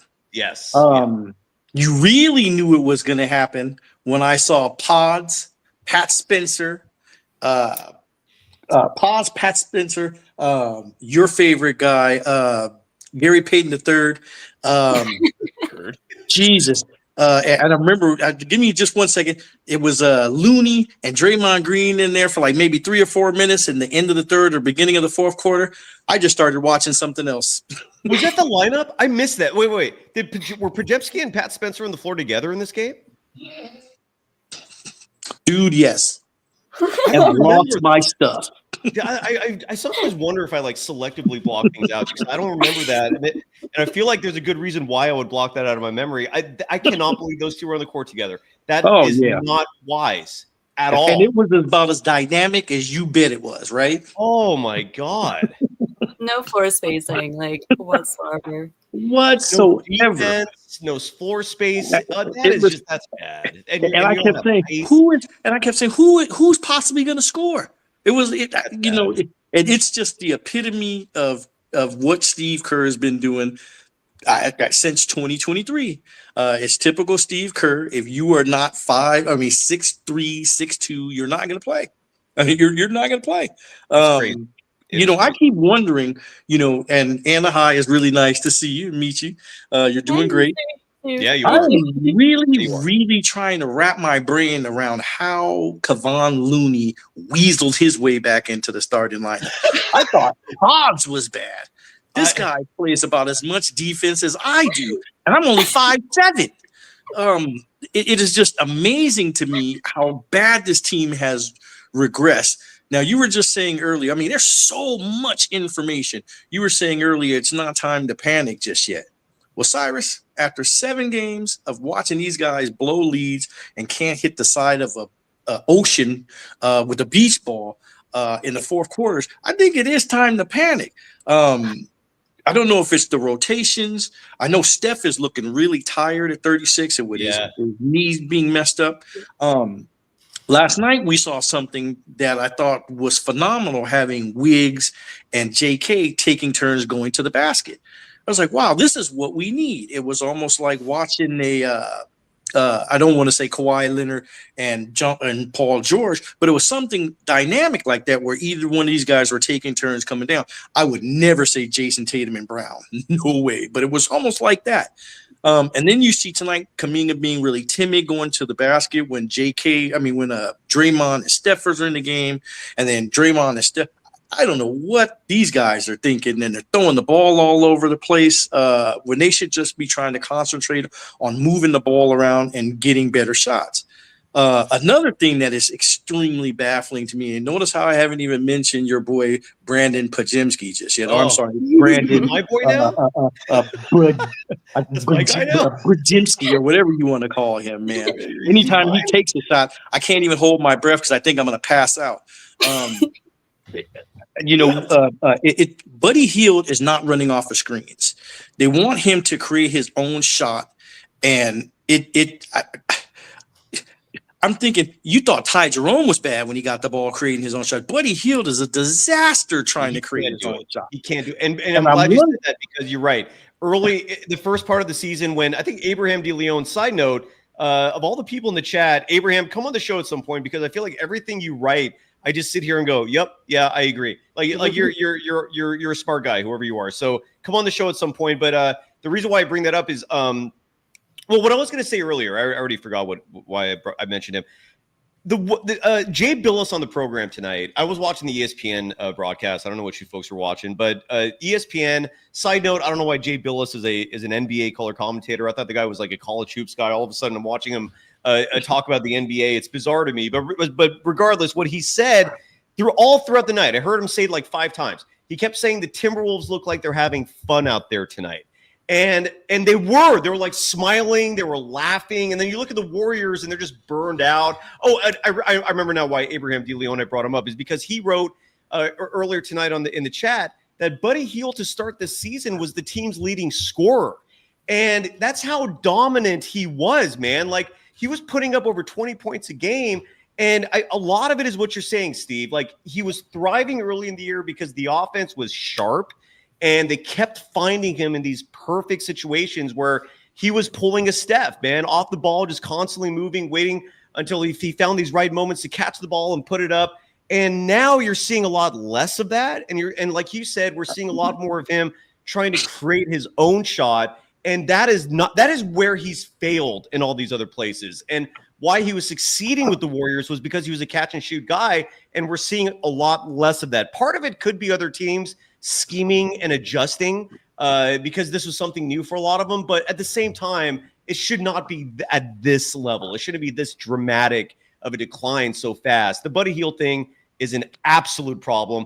And the reason why, Steve, I'm not hitting a panic button is because in the same way that the Timberwolves, they looked like they were having fun tonight, man. They were laughing. There was no panic. There was no stress. When that version of the Warriors shows up, they can beat anybody. I think they can even beat Cleveland. And I don't think the Warriors have lost that. The problem is they've forgotten how to be consistent in being aggressive, especially defensively. And they've for some reason they're not being consistent offensively in terms of ball movement and being sharp. We're seeing a lot of standing around. We're seeing a lot of lethargy. So that's why I'm not hitting the panic button, is because when the best version of this team shows up, I'm convinced they can play with anybody. I still want to see that Lakers game on Christmas Day because big teams are giving this team problems. But that's why I'm not hitting a panic button yet. Does that make you feel any better at all, or do you not understand where I'm coming from? Well, you know what? I totally understand where you're coming from. I was so high on these guys. I figured that, it was not a fluke to me that they won all of the games, regardless of who they were playing. It was how much they were beating them by, showed how much better they were than the rest of the teams, including Oklahoma City. Hell, they had them by 20 points before the referees were like, oh, no, we got money on this game. That's not going to happen. And so I can tell that they were a really, really good team. Something happened in Houston. I don't know if they got exposed, if Steve Kerr adjusted the lineups, but when they blew that 20-point lead in Houston, they were not the same after that. And it slowly but surely started showing up game after game after game in the fourth quarter. I don't know if it's because Steve Kerr decides, well, let's tinker with the second unit, because I remember Buddy Hield was getting all of those screens off of guess who? Kevon Looney. So how is this guy starting now? He was setting the same bone-crushing screens for Curry, doing that for Buddy Hield. And then you had Moody making some shots, and God, I can't even believe this is coming out of my mouth. But Brandon Podziemski with that second unit was thriving. I couldn't say too much bad stuff about him because he was finding the open guy. No, and Steve, I'm sorry to interrupt you, but just to add to that real fast, Podziemski has a role on this team. Just like you said, as the backup point guard, he's fine. I don't think he hurts this team as the backup point guard. As a starting shooting guard, that's a stretch for me. I don't see the value there, man. Like this, they don't need another ball handler. They don't need Podziemski and Stephen Curry on the floor together. Put out there someone, and this is why, again, tonight would have been the perfect night to have Wiggins slide to the 2 spot, have Kuminga play the 3, which is the position he likes to play, and then start Dre. And then you would have, and then if you want to keep Looney at the center position, fine. But that would have worked. That would have matched up well against the Timberwolves instead of Kuminga at the 4, having 2 point guards as your backcourt. It's a mess, man. Sorry, we got people waiting. Steve, any final thoughts? I'm so sorry, brother. You're on fire. That is what I'm trying to say. Thank you so much for always having me. Nice to meet you. Nice to meet you too. No, I'm going to let you go, Cyrus. Of course, I'll talk to you in a couple of days if I can stomach if they win or not. I mean, because another loss is going to really, really hit the panic button for me. And again, it's not how they lose. I mean, it's not them losing. It's just how they lose. Like tonight was extremely disappointing. They went 6 minutes without scoring a basket. I think the 3 of us probably could have scored 5 points. That's bold, but awesome. Steve, thank you, brother. Thank you. Come on more often because you know what, you're astute. You're an intelligent individual. Your takes, your comments are very welcome here, brother. So come back, please. And thank you, man. Hope you have a great weekend. I will. Goodbye, Cy. Hey, have a nice night, Anna. And hey, keep it up. You're doing a fantastic job. Thank you. Thank you. It's crazy. It's all crazy. I'm just trying, Steve. I can't thank you enough for the positivity, brother. It means the world. Thank you. And where are you in the world, by the way, before I let you go? I'm just curious. I am in Arizona, but I am a San Francisco native. So where in Arizona, like near Phoenix? Yes, about maybe 20 minutes away from Phoenix and Chandler. Hell yeah. If you ever make a trip up to Flagstaff, I don't know how often you do that, if ever. That is one of my favorite towns in the whole country. I love Flagstaff. It's phenomenal. It is, dude. It's a fun scene, man. Especially if you love the outdoors, it's a great spot. So thank you, Steve. And come back soon, please. All right, man? I will. Good night, guys. You are welcome here. You are welcome. Have a great night, brother. Thank you so much. Nikosh dropped $4.99 to come on the program. You got my attention. I'm going to let this dude rant, Anna. Dude, you dance away as much as you want. By the way, speaking of the outdoors, Anna, you're in Calgary, and you're near like one of – I haven't been there, and it's on my to-do list. I want to bring my dog with me. Banff National Park is just like an hour or two outside of Calgary. Is that correct? Yes, sir. It's about a 2-hour drive. It's stunning. There's also Lake Louise, which is absolutely stunning. I haven't gone snowboarding in a while, but I do want to go. So that would be really exciting. It's beautiful. It's honestly, it's just insane. You kind of just snowboard? start driving in, and then the mountains get bigger and bigger and bigger, and then you're just engulfed by them. You will love it. You have to come. You snowboard?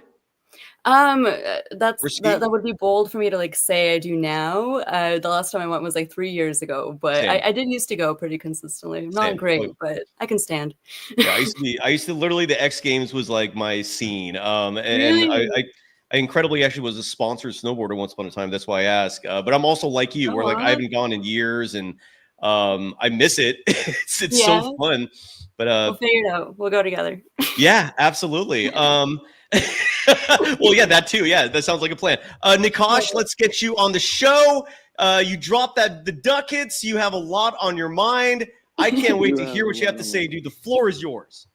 Thank you, Cyrus. Thank you. I Thank you. appreciate the way you do the show. I just appreciate the platform. Yeah, I got a lot appreciate you, to man. say I about- appreciate everybody who makes this possible, dude. Like, thank you. Thank you too, man. It goes a long way, as a Warriors fan, Bay Area native, whatnot. Okay, let me get into my spiel on Kerr. Take your time. So first thing I want to call out is what the last caller said. He mentioned that it's not how many losses we have, it's more so the way that we lose and how we lose. And I was recently watching this document, or not this movie show or whatnot. It's called Winning Time, about the Lakers. I don't know if you've heard of it. I've heard of it, yes. I haven't watched it. Have you watched it, Anna? No, I haven't. Okay. I will. Yeah, so we haven't seen it, Nikosh. So just for some brief context, there's this portion where Magic Johnson has a new coach, and this coach is someone who was a great college coach. I'm forgetting his name, but he stuck to a system, and his system was the code, right? And I see a lot of parallels between that coach and Steve Kerr. I see a lot of parallels between that sort of coach and even Kyle Shanahan of the 49ers. Just this whole concept of sticking to a system versus adapting that system to your players. Yes. And even Cyrus, you were talking about this with the last caller about Buddy Hield and how successful he was early on in the season, just sort of mimicking Steph Curry. But he's not Steph Curry. That. Yeah, you're right. You're totally there's very few people that are Steph Curry, right? So it's not always going to be successful. And the point of that is that eventually your system is going to get exposed. And there's only one way to be successful with a pure system. It's having superstars. And ultimately, you got to depend on your players to make plays. And that's such an essential part of sports that I think a lot of these coaches in the Bay Area especially are lacking. Case in point, Kyle Shanahan and Steve Kerr. And they're great coaches. You could win championships with them. But there comes a point when it's no longer sustainable.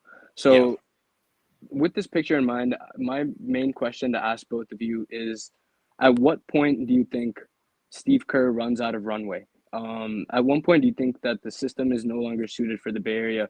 And this might be a futuristic question, but I mean, it's been a frustrating couple of years, and we're seeing a pattern, right?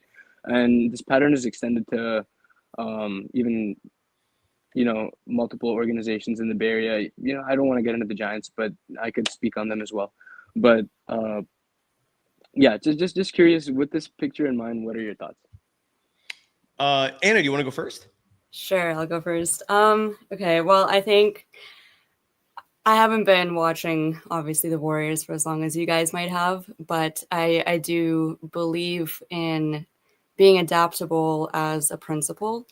I think with sports in general, because you're not working with the same roster. The roster was beautiful and perfect to a degree, and we might never see anything like that happen again with Steph Curry being on the roster. Unfortunately, that's just the reality, and I think that's where Buddy Hield was so exciting, because he just seemed to really fit the system that was the Warriors. But now all of a sudden that's all kind of crumbling apart. And you kind of can't help but wonder, is that because Kerr is just so stuck in his ways that he's trying to work it through, but without making adjustments according to the players? You have a different team and you have to adjust. And he just seems, when he starts to panic, that's when he relies on his veterans. And that, by effect, hurts the confidence of the younger players. How much runway does he have? That is a great question. I think possibly until there's more talk in the more mainstream media. I don't really see much talk in the mainstream media that's anything but flowers for Kerr. I don't know if you guys have. If you have, No, I think that's part of the reason why this program exists is because Yeah. we're one of the only ones that kind of just don't acquiesce and like bow to Kerr. Like it's just I don't get it. There is a lot of ass kissing when it comes to Steve Kerr in the media game. Like people fear him. There's a lot of people who just the 4 rings, right? They just feel like that has earned him so much cachet and has earned him this runway that, where like no one wants to question him because of it, even though he makes a lot of very questionable decisions. And it's 13 frustrating. rings. How many rings does Steve Kerr have, honestly? 9. 9. Okay. Yeah. So it's the 9 rings. Because realistically, how many of those rings does he have larger than 10% ownership stake in? Or let's say 20% ownership. Are you asking like of all of those 9 rings, like how is he responsible for any of them? Is what you're asking? Is Yeah. that like What's his net responsibility rating? let's say Anna, do you want to go? Do you have an opinion on that? Oh man, that's a really fun question, honestly. I don't know. I think when you have a player like Steph and, when you had Kevin Durant and you had Dre and, Jordan Poole had his moments too. I don't know. That's a bold assumption to make that it's 100%. That's very bold. And I think he might get a bit too much credit and he might be getting a little bit exposed now. Because, yeah, I understand he had 9 rings, but I actually heard him talk in an interview where I think he was talking about Podziemski, and he mentioned how, like, something about making a parallel with himself and how he didn't play as much when he was on the floor or something like that. And I don't know. I think there's some kind of parallel that he's drawing to Podziemski, and he's trying to maybe, like, prove something. I don't know. I mean, I like where you're going with that because, not to draw another parallel, but Kyle Shanahan said the same thing about his first round draft pick, Ricky Pearsall. He said that he's a wide receiver that reminds him of himself. And that's kind of like the ultimate tragedy, in my opinion, when it comes to these system coaches, right? Is they get drawn to the system player, this perfect player in their head.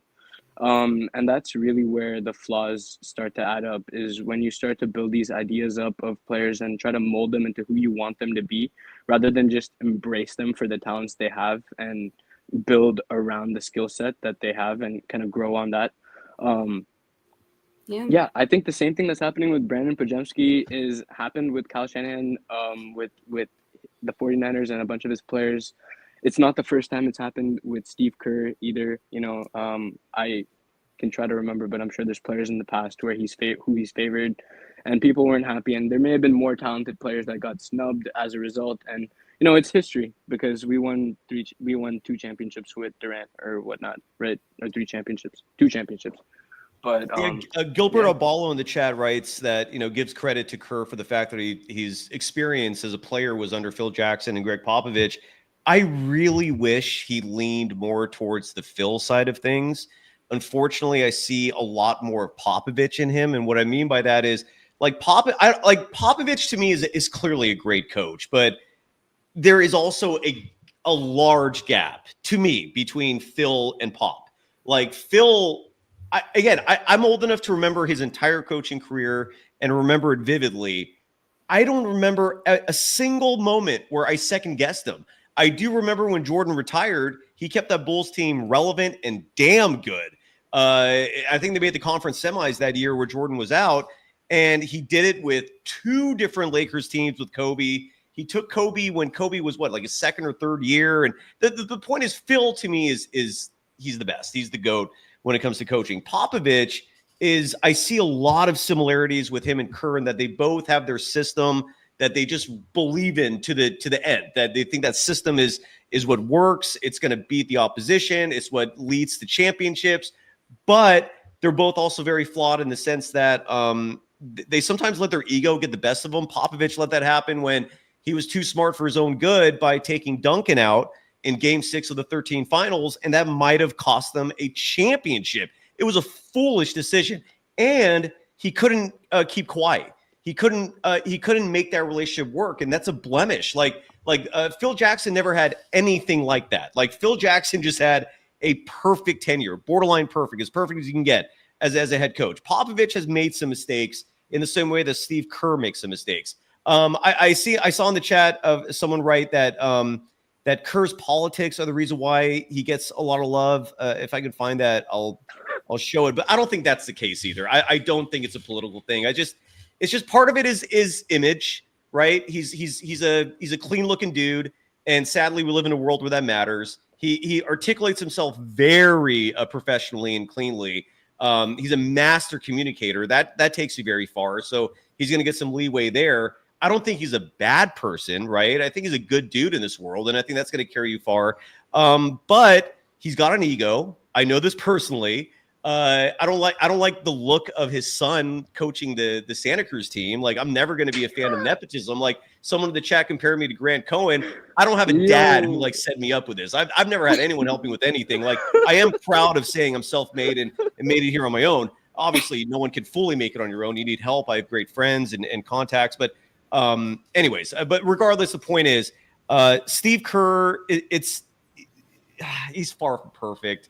And I give him credit for 15 forever. I mean, he took that team and put him over the top. Some people are bringing up 2022. I don't give him credit for that. I think another coach could have also led that team to the championship. He was, in fact, getting criticized that season a lot, too, because I don't know if you folks remember Damian Lee getting a lot of minutes that year, right? And people were going crazy. Like, why is Damian Lee playing? Why is Juan Toscano Anderson playing?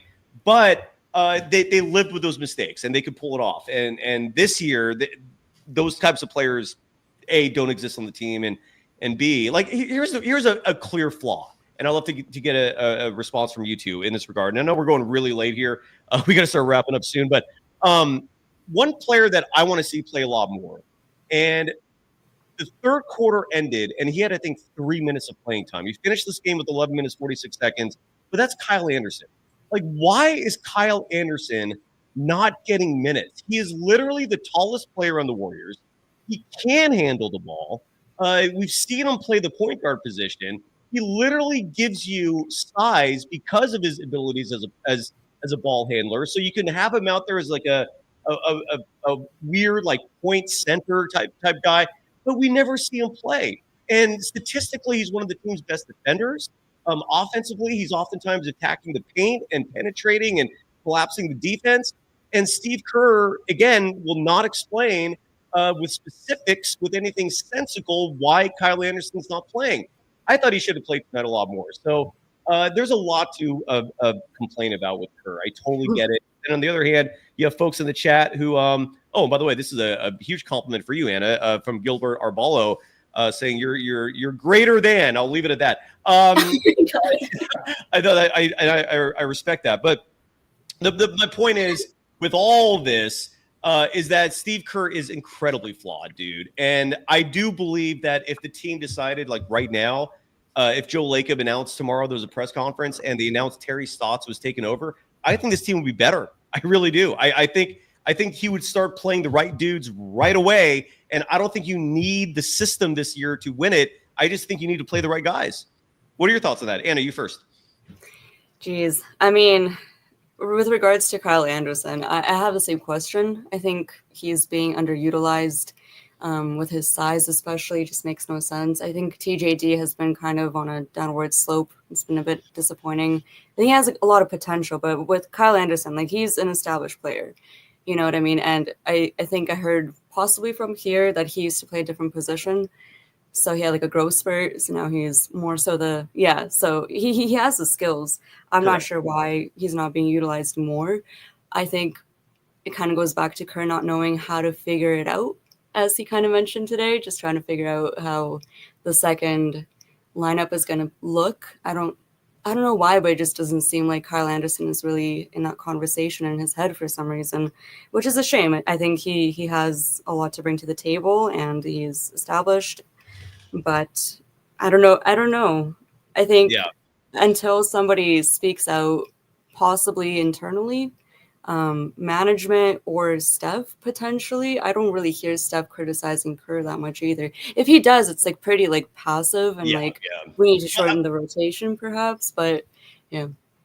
And just to add to that, Anna, I'm sorry to cut you off there, but like I don't hear a lot of people endorsing Kerr as a head coach, like in this world. Like I feel like the great coaches have people vouching for them, like players coming out routinely saying, "Oh, it was great playing for him," or "Those are some of the best years of my life." Like we don't hear that with Steve Kerr. Like rarely, if ever, except for Steph. Like Steph, but even Steph doesn't really say it, right? Like it's not.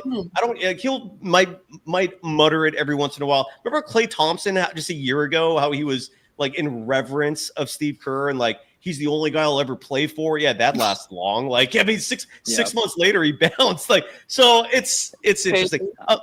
I totally agree. Sorry. Yeah, I totally agree. I think, it comes down to a systems coach versus a players coach, right? And Kerr is definitely a system coach. And when you're a players coach, if you were a players coach,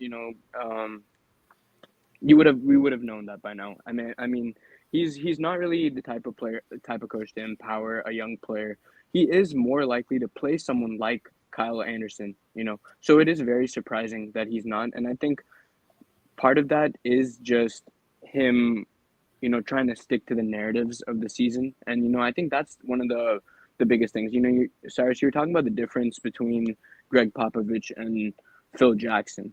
And I think one of the biggest differences is going with the narrative, going with the flow versus just, doing whatever it takes for the team to be at its best, regardless of what the narratives are, regardless of what the agenda is, regardless of what the GM says. Your job as a coach is to maximize the potential of your players on the basketball court.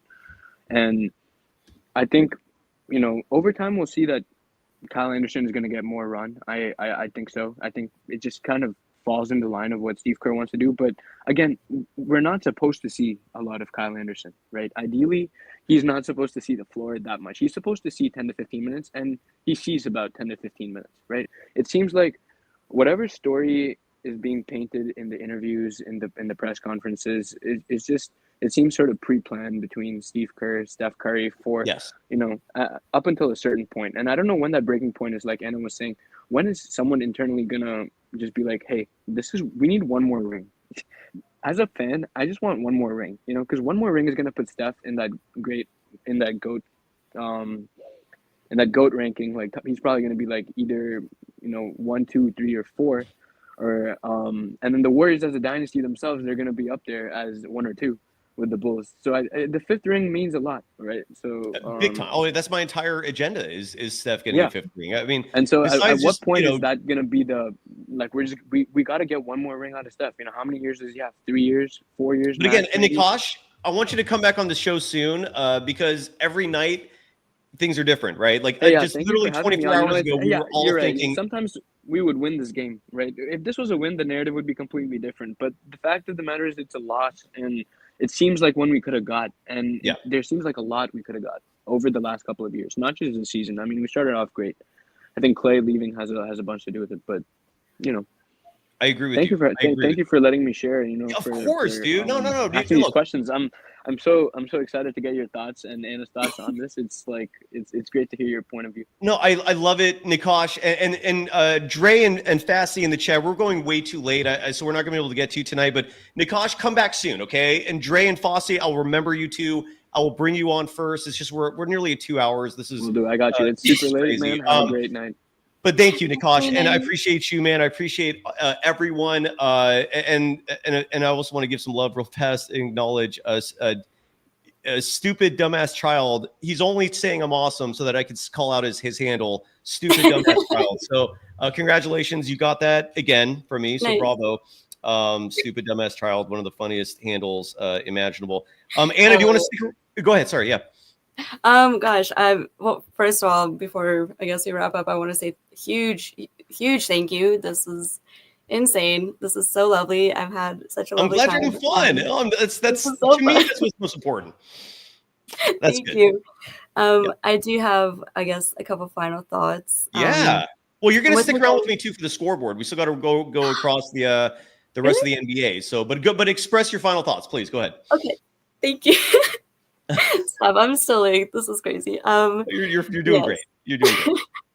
I think I really liked the points that were brought up previously by the speaker. There's the system player, and then there's like a player's player, and that's where I have questions about Kerr's willingness to just admit that he's wrong. I think he has a bit of stubbornness in that, because if he has to abandon the system, so to speak, he has to develop players, and then he has to admit that he was wrong in certain areas. And I think that's hard for him for whatever reason. I understand it has worked in the past, but it's just different now. And as said, Steph Curry is aging, and I don't know. I have to, no matter what, I must in this lifetime drive down to San Francisco from Calgary to go to the victory parade. It has to happen. Like, please, I beg. All right. Well, that's down. I mean, I still think the Warriors this year have an excellent shot to do it. Do not rule it out, folks. Okay. Like, believe me, if I thought this was over, or if I thought the Warriors are in serious jeopardy of not doing anything this year, believe me, you'd hear it. Okay. Like, I am confident in this squad. They're going through some things right now. They clearly need to make a deal. But Anna, what I'm trying to say is that if you're aspiring to go to a championship parade, and side note, Market Street in San Francisco is an insanely awesome setting for a championship parade. In the 80s and 90s, the Niners would do it. The Warriors did it for the most recent one. And then the 3 previous, they were in Oakland. So don't give that hope up is what I'm trying to say. And side note, that would be an awesome road trip, by the way, to go from Calgary to Northern California. So yeah, just keep those dreams going. I think they're going to be, I think they're realistic is what I'm trying to say. And they're just going through it right now. And for the people who are saying that, Steph's struggling, don't forget, he's being double teamed almost every possession. Like he needs some help out there. Let's hear from Steve Kerr. There's one more clip that I said I was going to play, and that had to do with that second unit and Draymond Green coming off the bench. So let's hear from Steve Kerr. Hold on. I've got to find that clip again. I thought I had it and then I lost it. Well, let's hear from Draymond Green first then, because I now cannot find that clip and I feel like a total douche for doing that. I apologize. Here is Draymond Green talking about his role coming off the bench. It's not something he does often. Folks in the chat on this show were suggesting it, and I don't think it's a bad suggestion. So let's hear from Draymond Green on his new role, at least for tonight, coming off the bench, and we'll see how that goes in the future. But here's Dre following tonight's disappointing loss to Rudy Gobert, one of the most annoying professional athletes I've ever seen in my life, and the Minnesota Timberwolves. He seemed to think that you're closing most halves probably at center. Yeah, for sure. I mean, I'm sure I'll close most halves. But not starting is not starting, You're taking on a different role. So, yeah, I don't necessarily look at it as like this demotion. I'm a starter in the NBA. I know that. So, I don't look at it like that. But, if it's something to try to help this team win, I'm always going to be for it, I hate losing. So, if you got something that's going to help us win, you're not going to get an argument from me. And as I've always said, I care about this organization. And I know a lot of people in this organization, including myself, think he's next. And so if he's next, at some point we got to see it. And for him to do that, he needs the opportunity. Like I said, if the opportunity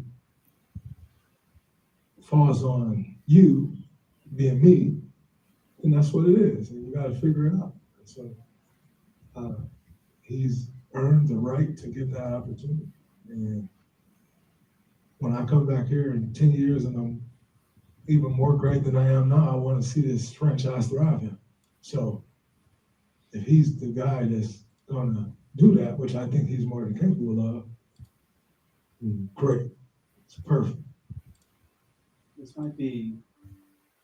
That was Draymond Green. I know he turns a lot of people off, and I know that he's done a lot of things that are just reprehensible. They're just, there's no justification for defending a lot of what he's done. With that said, Again, none of these championships happen without him. His basketball IQ is insanely high. I personally respect and love the fact that he associates himself with the Warriors franchise. You don't get a lot of individual athletes who connect themselves with communities and teams like him and Steph do. So kudos to him for that. And I love the fact that he's a Jonathan Kuminga supporter. Anna, your thoughts on what Draymond just said right there? I love when he speaks about Kuminga. I think every single time he speaks about Kuminga, he's just giving him flowers. And this might just be an intrusive thought I'm getting, but it almost feels like he's trying to reinstill the confidence that he's just not getting from Steve Kerr, because he does it so publicly. You know what I mean? Like, who knows what's being said behind closed doors? I don't know the relationship they have, like Kerr and Kuminga or Draymond and Kuminga, but every time that I've heard Dre talk about Kuminga, he sounds like a proud dad. And it's just so sweet. And he really believes in the kid, and that's beautiful. I don't know. It seems almost like for it to be so public constantly, it might be a bit of a nudge, hint at Steve Kerr, but who knows? Yep. And honestly, I don't know where Kuminga and to a lesser extent Moody would be if Chris Paul wasn't there last year. Because they're the only ones that are actually coaching these kids. It's Chris Paul, it's Draymond Green. I don't know how involved Stephen Curry is, but I imagine he's mentoring and coaching to a certain extent as well. Because Kerr's not doing it, we know that, and Stackhouse seems to be involved at least somewhat. But someone in the chat asked, Simon 2 in the chat asked, can media members interview Terry or Stack instead of Kerr? And the answer to that is, for the most part, no. The team has control over interviews with the assistants. They don't encourage media interviewing the assistants. The assistants are very restricted in terms of what they can talk about. Now, with that said, they do interviews sometimes, but they're not as available as Kerr is. And then you have situations like Kenny Atkinson when he was an assistant with the Warriors, who just would say no to interview requests. You'd be like, no. And the fact that they're not that available to begin with meant that for like 3-4 years when he was with the Warriors, we just really had no clue who he was as a human being. It was fascinating and kind of disappointing altogether.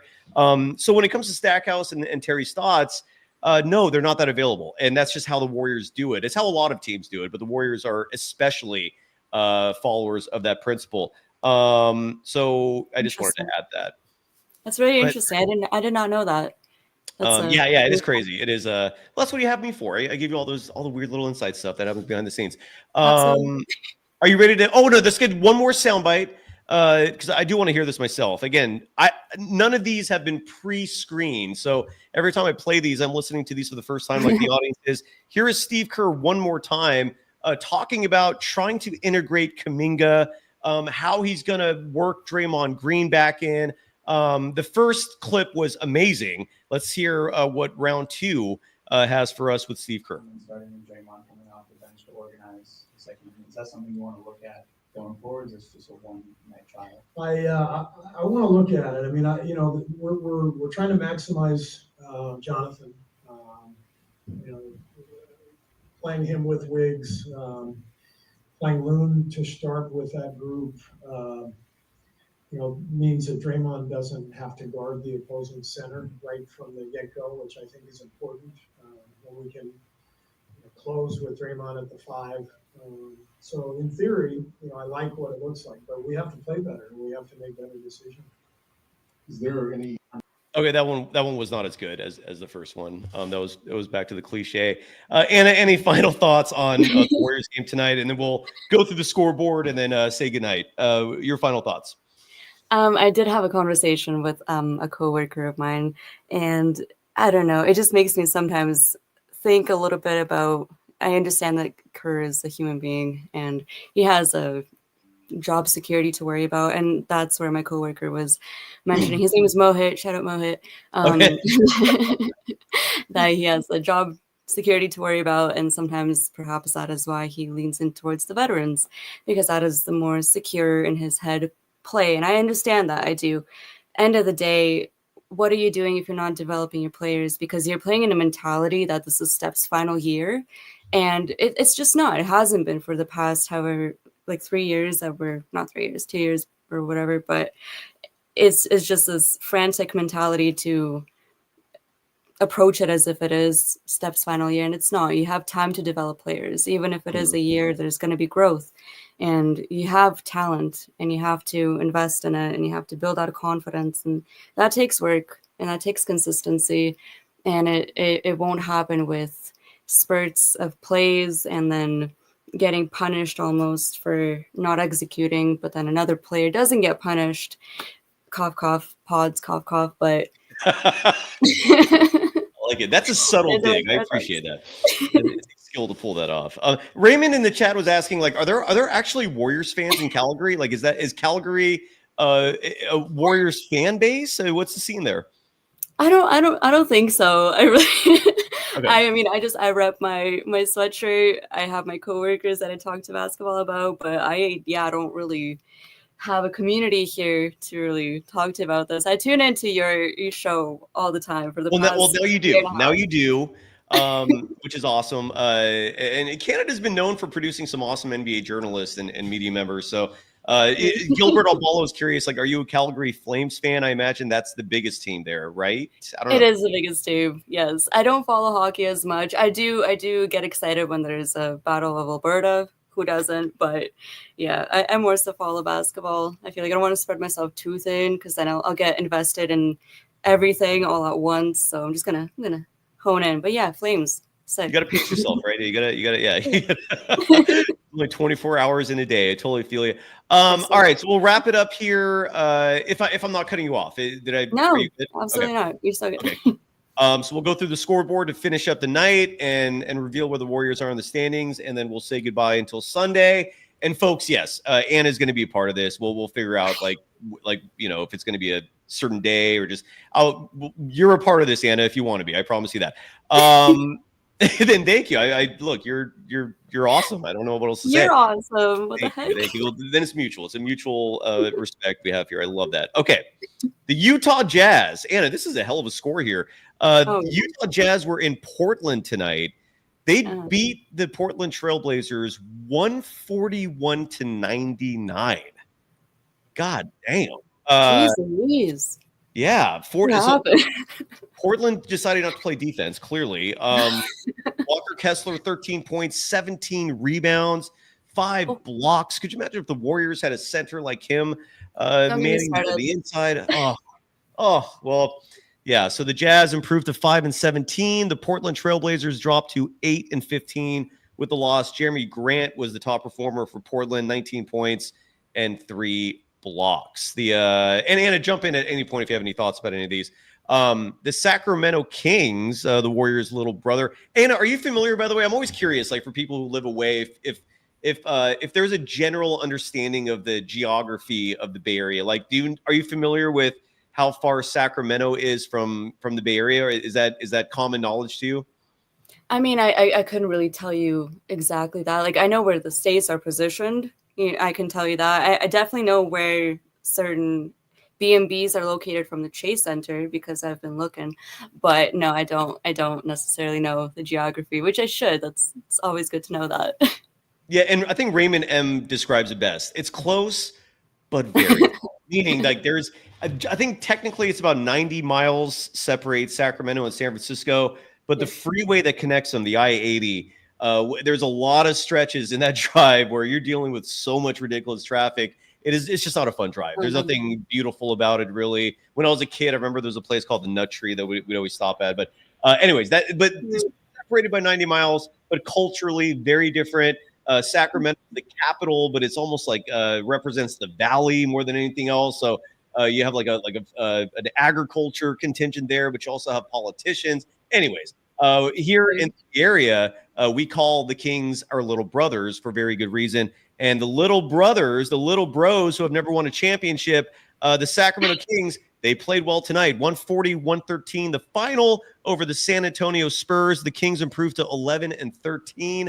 Domantas Sabonis, 22 points, 16 rebounds, a top performer for the Kings. The Spurs, who have been missing Victor Wembanyama. Anna, do you know why he's been out? Like, I know he's been injured, but I don't know what the specifics are about that. I can search it up real quick while you chat if you'd like. That'll be all. Yeah, great. Thank you. Yeah, that'd be huge. So I don't mean to like make you work. I apologize for that, but thank you.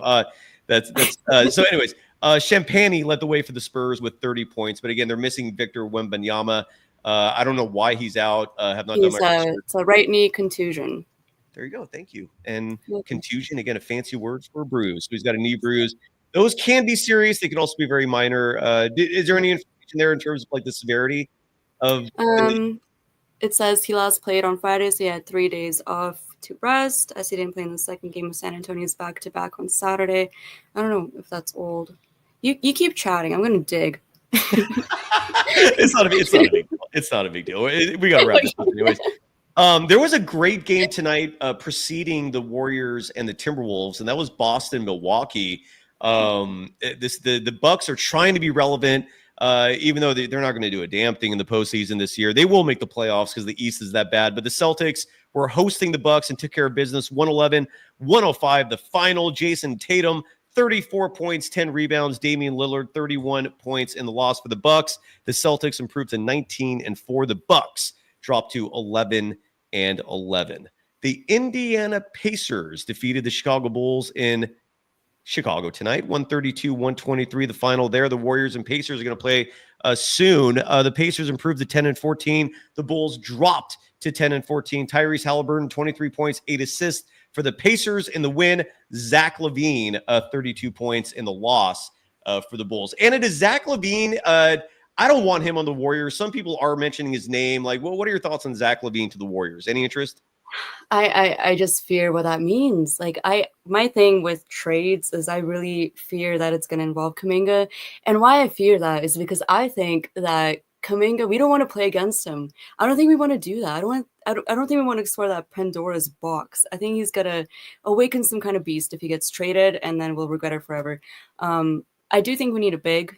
I don't know. Big time. I don't know if I'm super interested in LaVine. Yeah, I'm not. Look, if he's free, like in other words, if we woke up tomorrow and the news said Warriors acquire Zach LaVine, they trade DeAnthony Melton's contract and a bag of potato chips. I'd be cool with that, right? I mean, I don't think it would hurt to add him if you're not losing anything, but if you're giving up assets, draft picks, hell to the no. You're also bringing that contract on board. That does not excite me at all. Although Crazy Boba Chicken was saying yes to. Is the nut tree still open? So I guess it still is. Anyways, we're going all over the place. It's late, and I'm so thankful that you've stuck around for almost 2 hours here. Thank you. That's incredible. Hawks. Look, Warriors fans. I know there's some tumult out there right now. I know there's some disconsternation over the fact that the Warriors have lost 6 of 7, but you're not the Lakers. The Lakers are hitting a panic button big time. They lost tonight to the Atlanta Hawks. In Atlanta, 134-132. If you watch the highlights, pay attention to LeBron James pulling off at the age of 39. He's almost 40. One of the most impressive blocks of his career, and that's saying something. I believe the block was on Trae Young, who picked his pocket. It was a marvel. It was a feat of athleticism. With that said, LeBron, despite scoring 39 points, grabbing 10 boards, dishing out 11 assists, not enough. The Lakers lose 134-132. Trae Young, 31 points, 20 assists. The Hawks improved to 13-11. The Lakers drop to 12-11. Anna, are the Lakers in trouble, and do you have any feelings about them? Like Warriors fans hate the Lakers, and just what are your feelings? I think they might be, but at the same time, like Lakers fans might say that we are as well. I think it's too early in the season to really say anything. We'll chat later about panicking, but in general, I think it's just too early to judge. Yeah. We don't know what's going to happen. We don't know if there's going to be a trade. If there is a trade and that doesn't work out, okay, yeah, maybe. But right now we're chilling. Right now we're hanging out. I love it. And last, maybe least, the Philadelphia 76ers defeated the Orlando Magic in a game where Paul George finally looked good. It was the first time all season where you could say that. Side note, let me finish this first and I'll give you the side note. Philly won 102-94 to improve to 5. Is it 5-15? Yeah, on the year. Orlando drops to 16-9. Paul George, 21 points, 9 assists. Franz Wagner, 30 points. Someone on social media today had a very hot take that I thought was interesting, which is that don't be surprised if somehow the Warriors pull off a Paul George trade to get him. And that intrigued me. The only reason why I'm not super intrigued about that is because the Philadelphia 76ers have an individual named Dork Elvis. Daryl Morey is his real name, but Dork Elvis is his nickname.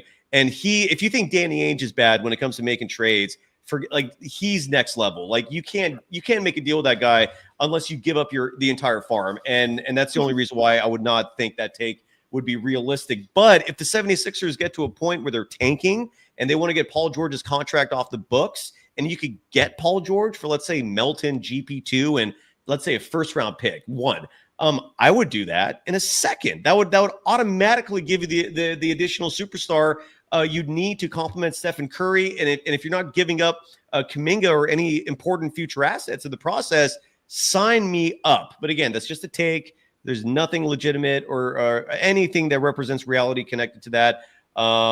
Gilbert Abalo adding Wiggins would have to be a part of that. Not necessarily. I think if you did a trade that involved it was Looney, GP2, and Melton's deal, you can make it work without including Wiggins. But and Steve White saying, why in the hell would we want Paul George? Why wouldn't you if he's free? I mean, think about just adding him without having to give anything up that's of significance. That would make your team better. I mean, because you're not relying on him to be your savior. Anna, what are your thoughts on that? Is Paul George a stupid idea? If you don't have to give anything serious up to get him, would that be a bad idea too? Your thoughts? I think if we don't have to give anything serious, who doesn't like free stuff? Everybody loves free stuff, but everything is not free. I just don't see it being free. And at the end of the day, first round pick. Let's say you don't have to give up any assets in terms of actual players on the Warriors roster, but you have to include one first round pick in the future. Would you do that, or is that too much? Okay, sure. But here's my hot take. I think adding a player like Paul George would almost be like trying to pour water into a cup with holes in it. And you know what the holes are? The big that we don't have. We need a big. We need a big now. No, I'm with you. The only reason why I don't routinely bring up bigs is because something tells me Steve Kerr is just never going to sign off on. I know. I live in a fantasy world as well. Yeah, it's a dream, right? It's a dream. All right, but folks, you're going to see Anna a lot. We're going to make this happen. I'll even try to get a little overlay thing so it looks professional, and you'll get your name and a handle. But for now, you've got the YouTube channel. Promote that, and anything else, Anna, you'd like to promote as we wrap up our Friday evening? I mean, not for now. I do paint, but I haven't done that in a while. Maybe I'll get on that soon. Like canvas painting, like old school, traditional. Okay. Yeah, I did commissions when COVID hit. That was just so fun for me. I was just cooped up, painting all day, not sleeping, just covered in paint. It was crazy. It was so fun, but then you had to go to your 9 to 5, and that takes a back burner. But I love painting. I love art. But for now, it's probably the YouTube channel is all I'm gonna really speak of. I do want to start doing interviews. I think maybe more podcast type formats. So maybe stay tuned for that. All right. This is insane. I can't even express my gratitude to you, Si. Honestly. Dude, are you kidding me? This is first of all, we're all just human beings. I love that it's endearing the way you're treating this program. I do love it. But I just want to let you, we're all just people. You're as special as anyone else in the same way I'm as special as anyone else. We try to have a good time here, and now you're a part of it. So welcome and congratulations. That is your YouTube channel. If people want to check it out, Bay Area Ball Breakdown. Although, I mean, it's very early right now, but if things, Anna, if our chemistry is as awesome as it seems from the initial impression, you might have to just shut that thing down and be a part of this. We'll see what happens. But for now, check out Bay Area Ball Breakdown. That is Anna's YouTube channel, where she's creates Warriors clips with some analysis. And at some point, I'm sure in the future, you'll have something where you can let people know how they can see your paintings and your art and all that good stuff. How's the weather in Calgary right now? It's December 6th. It's not bad. Cool. It's not bad. It's 4 degrees. It was -20 at a certain point, but we get Chinooks, so it gets really cold. We had 30 centimeters of snow. What's a That was Chinook? rough. I've never even heard that term in my life. Oh, so it's this crazy phenomenon basically where the hotter air comes in waves almost. So you have these like cold fronts that come in, and then you have a lot of snow and the temperature plummets, and then you have the hot front almost roll in and everything just melts and you get crazy migraines because there's a pressure shift. Yeah. I mean, at least I do. And then That's at least great. the That's snow melts. crazy. It is crazy. That's wild. By the way, this whole so I always try to just look at the camera when I'm doing a show, and I think I just looked at you for the second time this whole night. Your hoodie is that a hoodie or is that a long sleeve? Like it's awesome. Whatever it is, it's a hoodie. Okay, so you got the hood going. Look at that. That's stylish. Where can people buy that? Because I'm guessing you've inspired. Yeah, where'd you get that from? NBA.com. Oh, there you go. Okay, so just the traditional route. All right. Yes, it's really good. It's like my comfort item. I wear it religiously. I don't blame you. It's dude, the Warriors colors are stylish, and I like black is my color as well, so I totally get it. Good stuff. All right, so are we good? Are we done? I think so.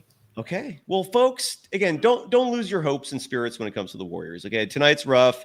This has been a rough stretch, but they also had the hot start, and that allows them to go through something like this. And regardless, thank you, everyone. Anna, thank you. This has been a pleasant surprise just having you suddenly show up out of nowhere to be a part of this program. Incredible. That's life for you. So are we done, Anna? Is it time to hit the button? I think so. All Hope right. you guys have a wonderful night. Thank you for tuning in. It's been a pleasure.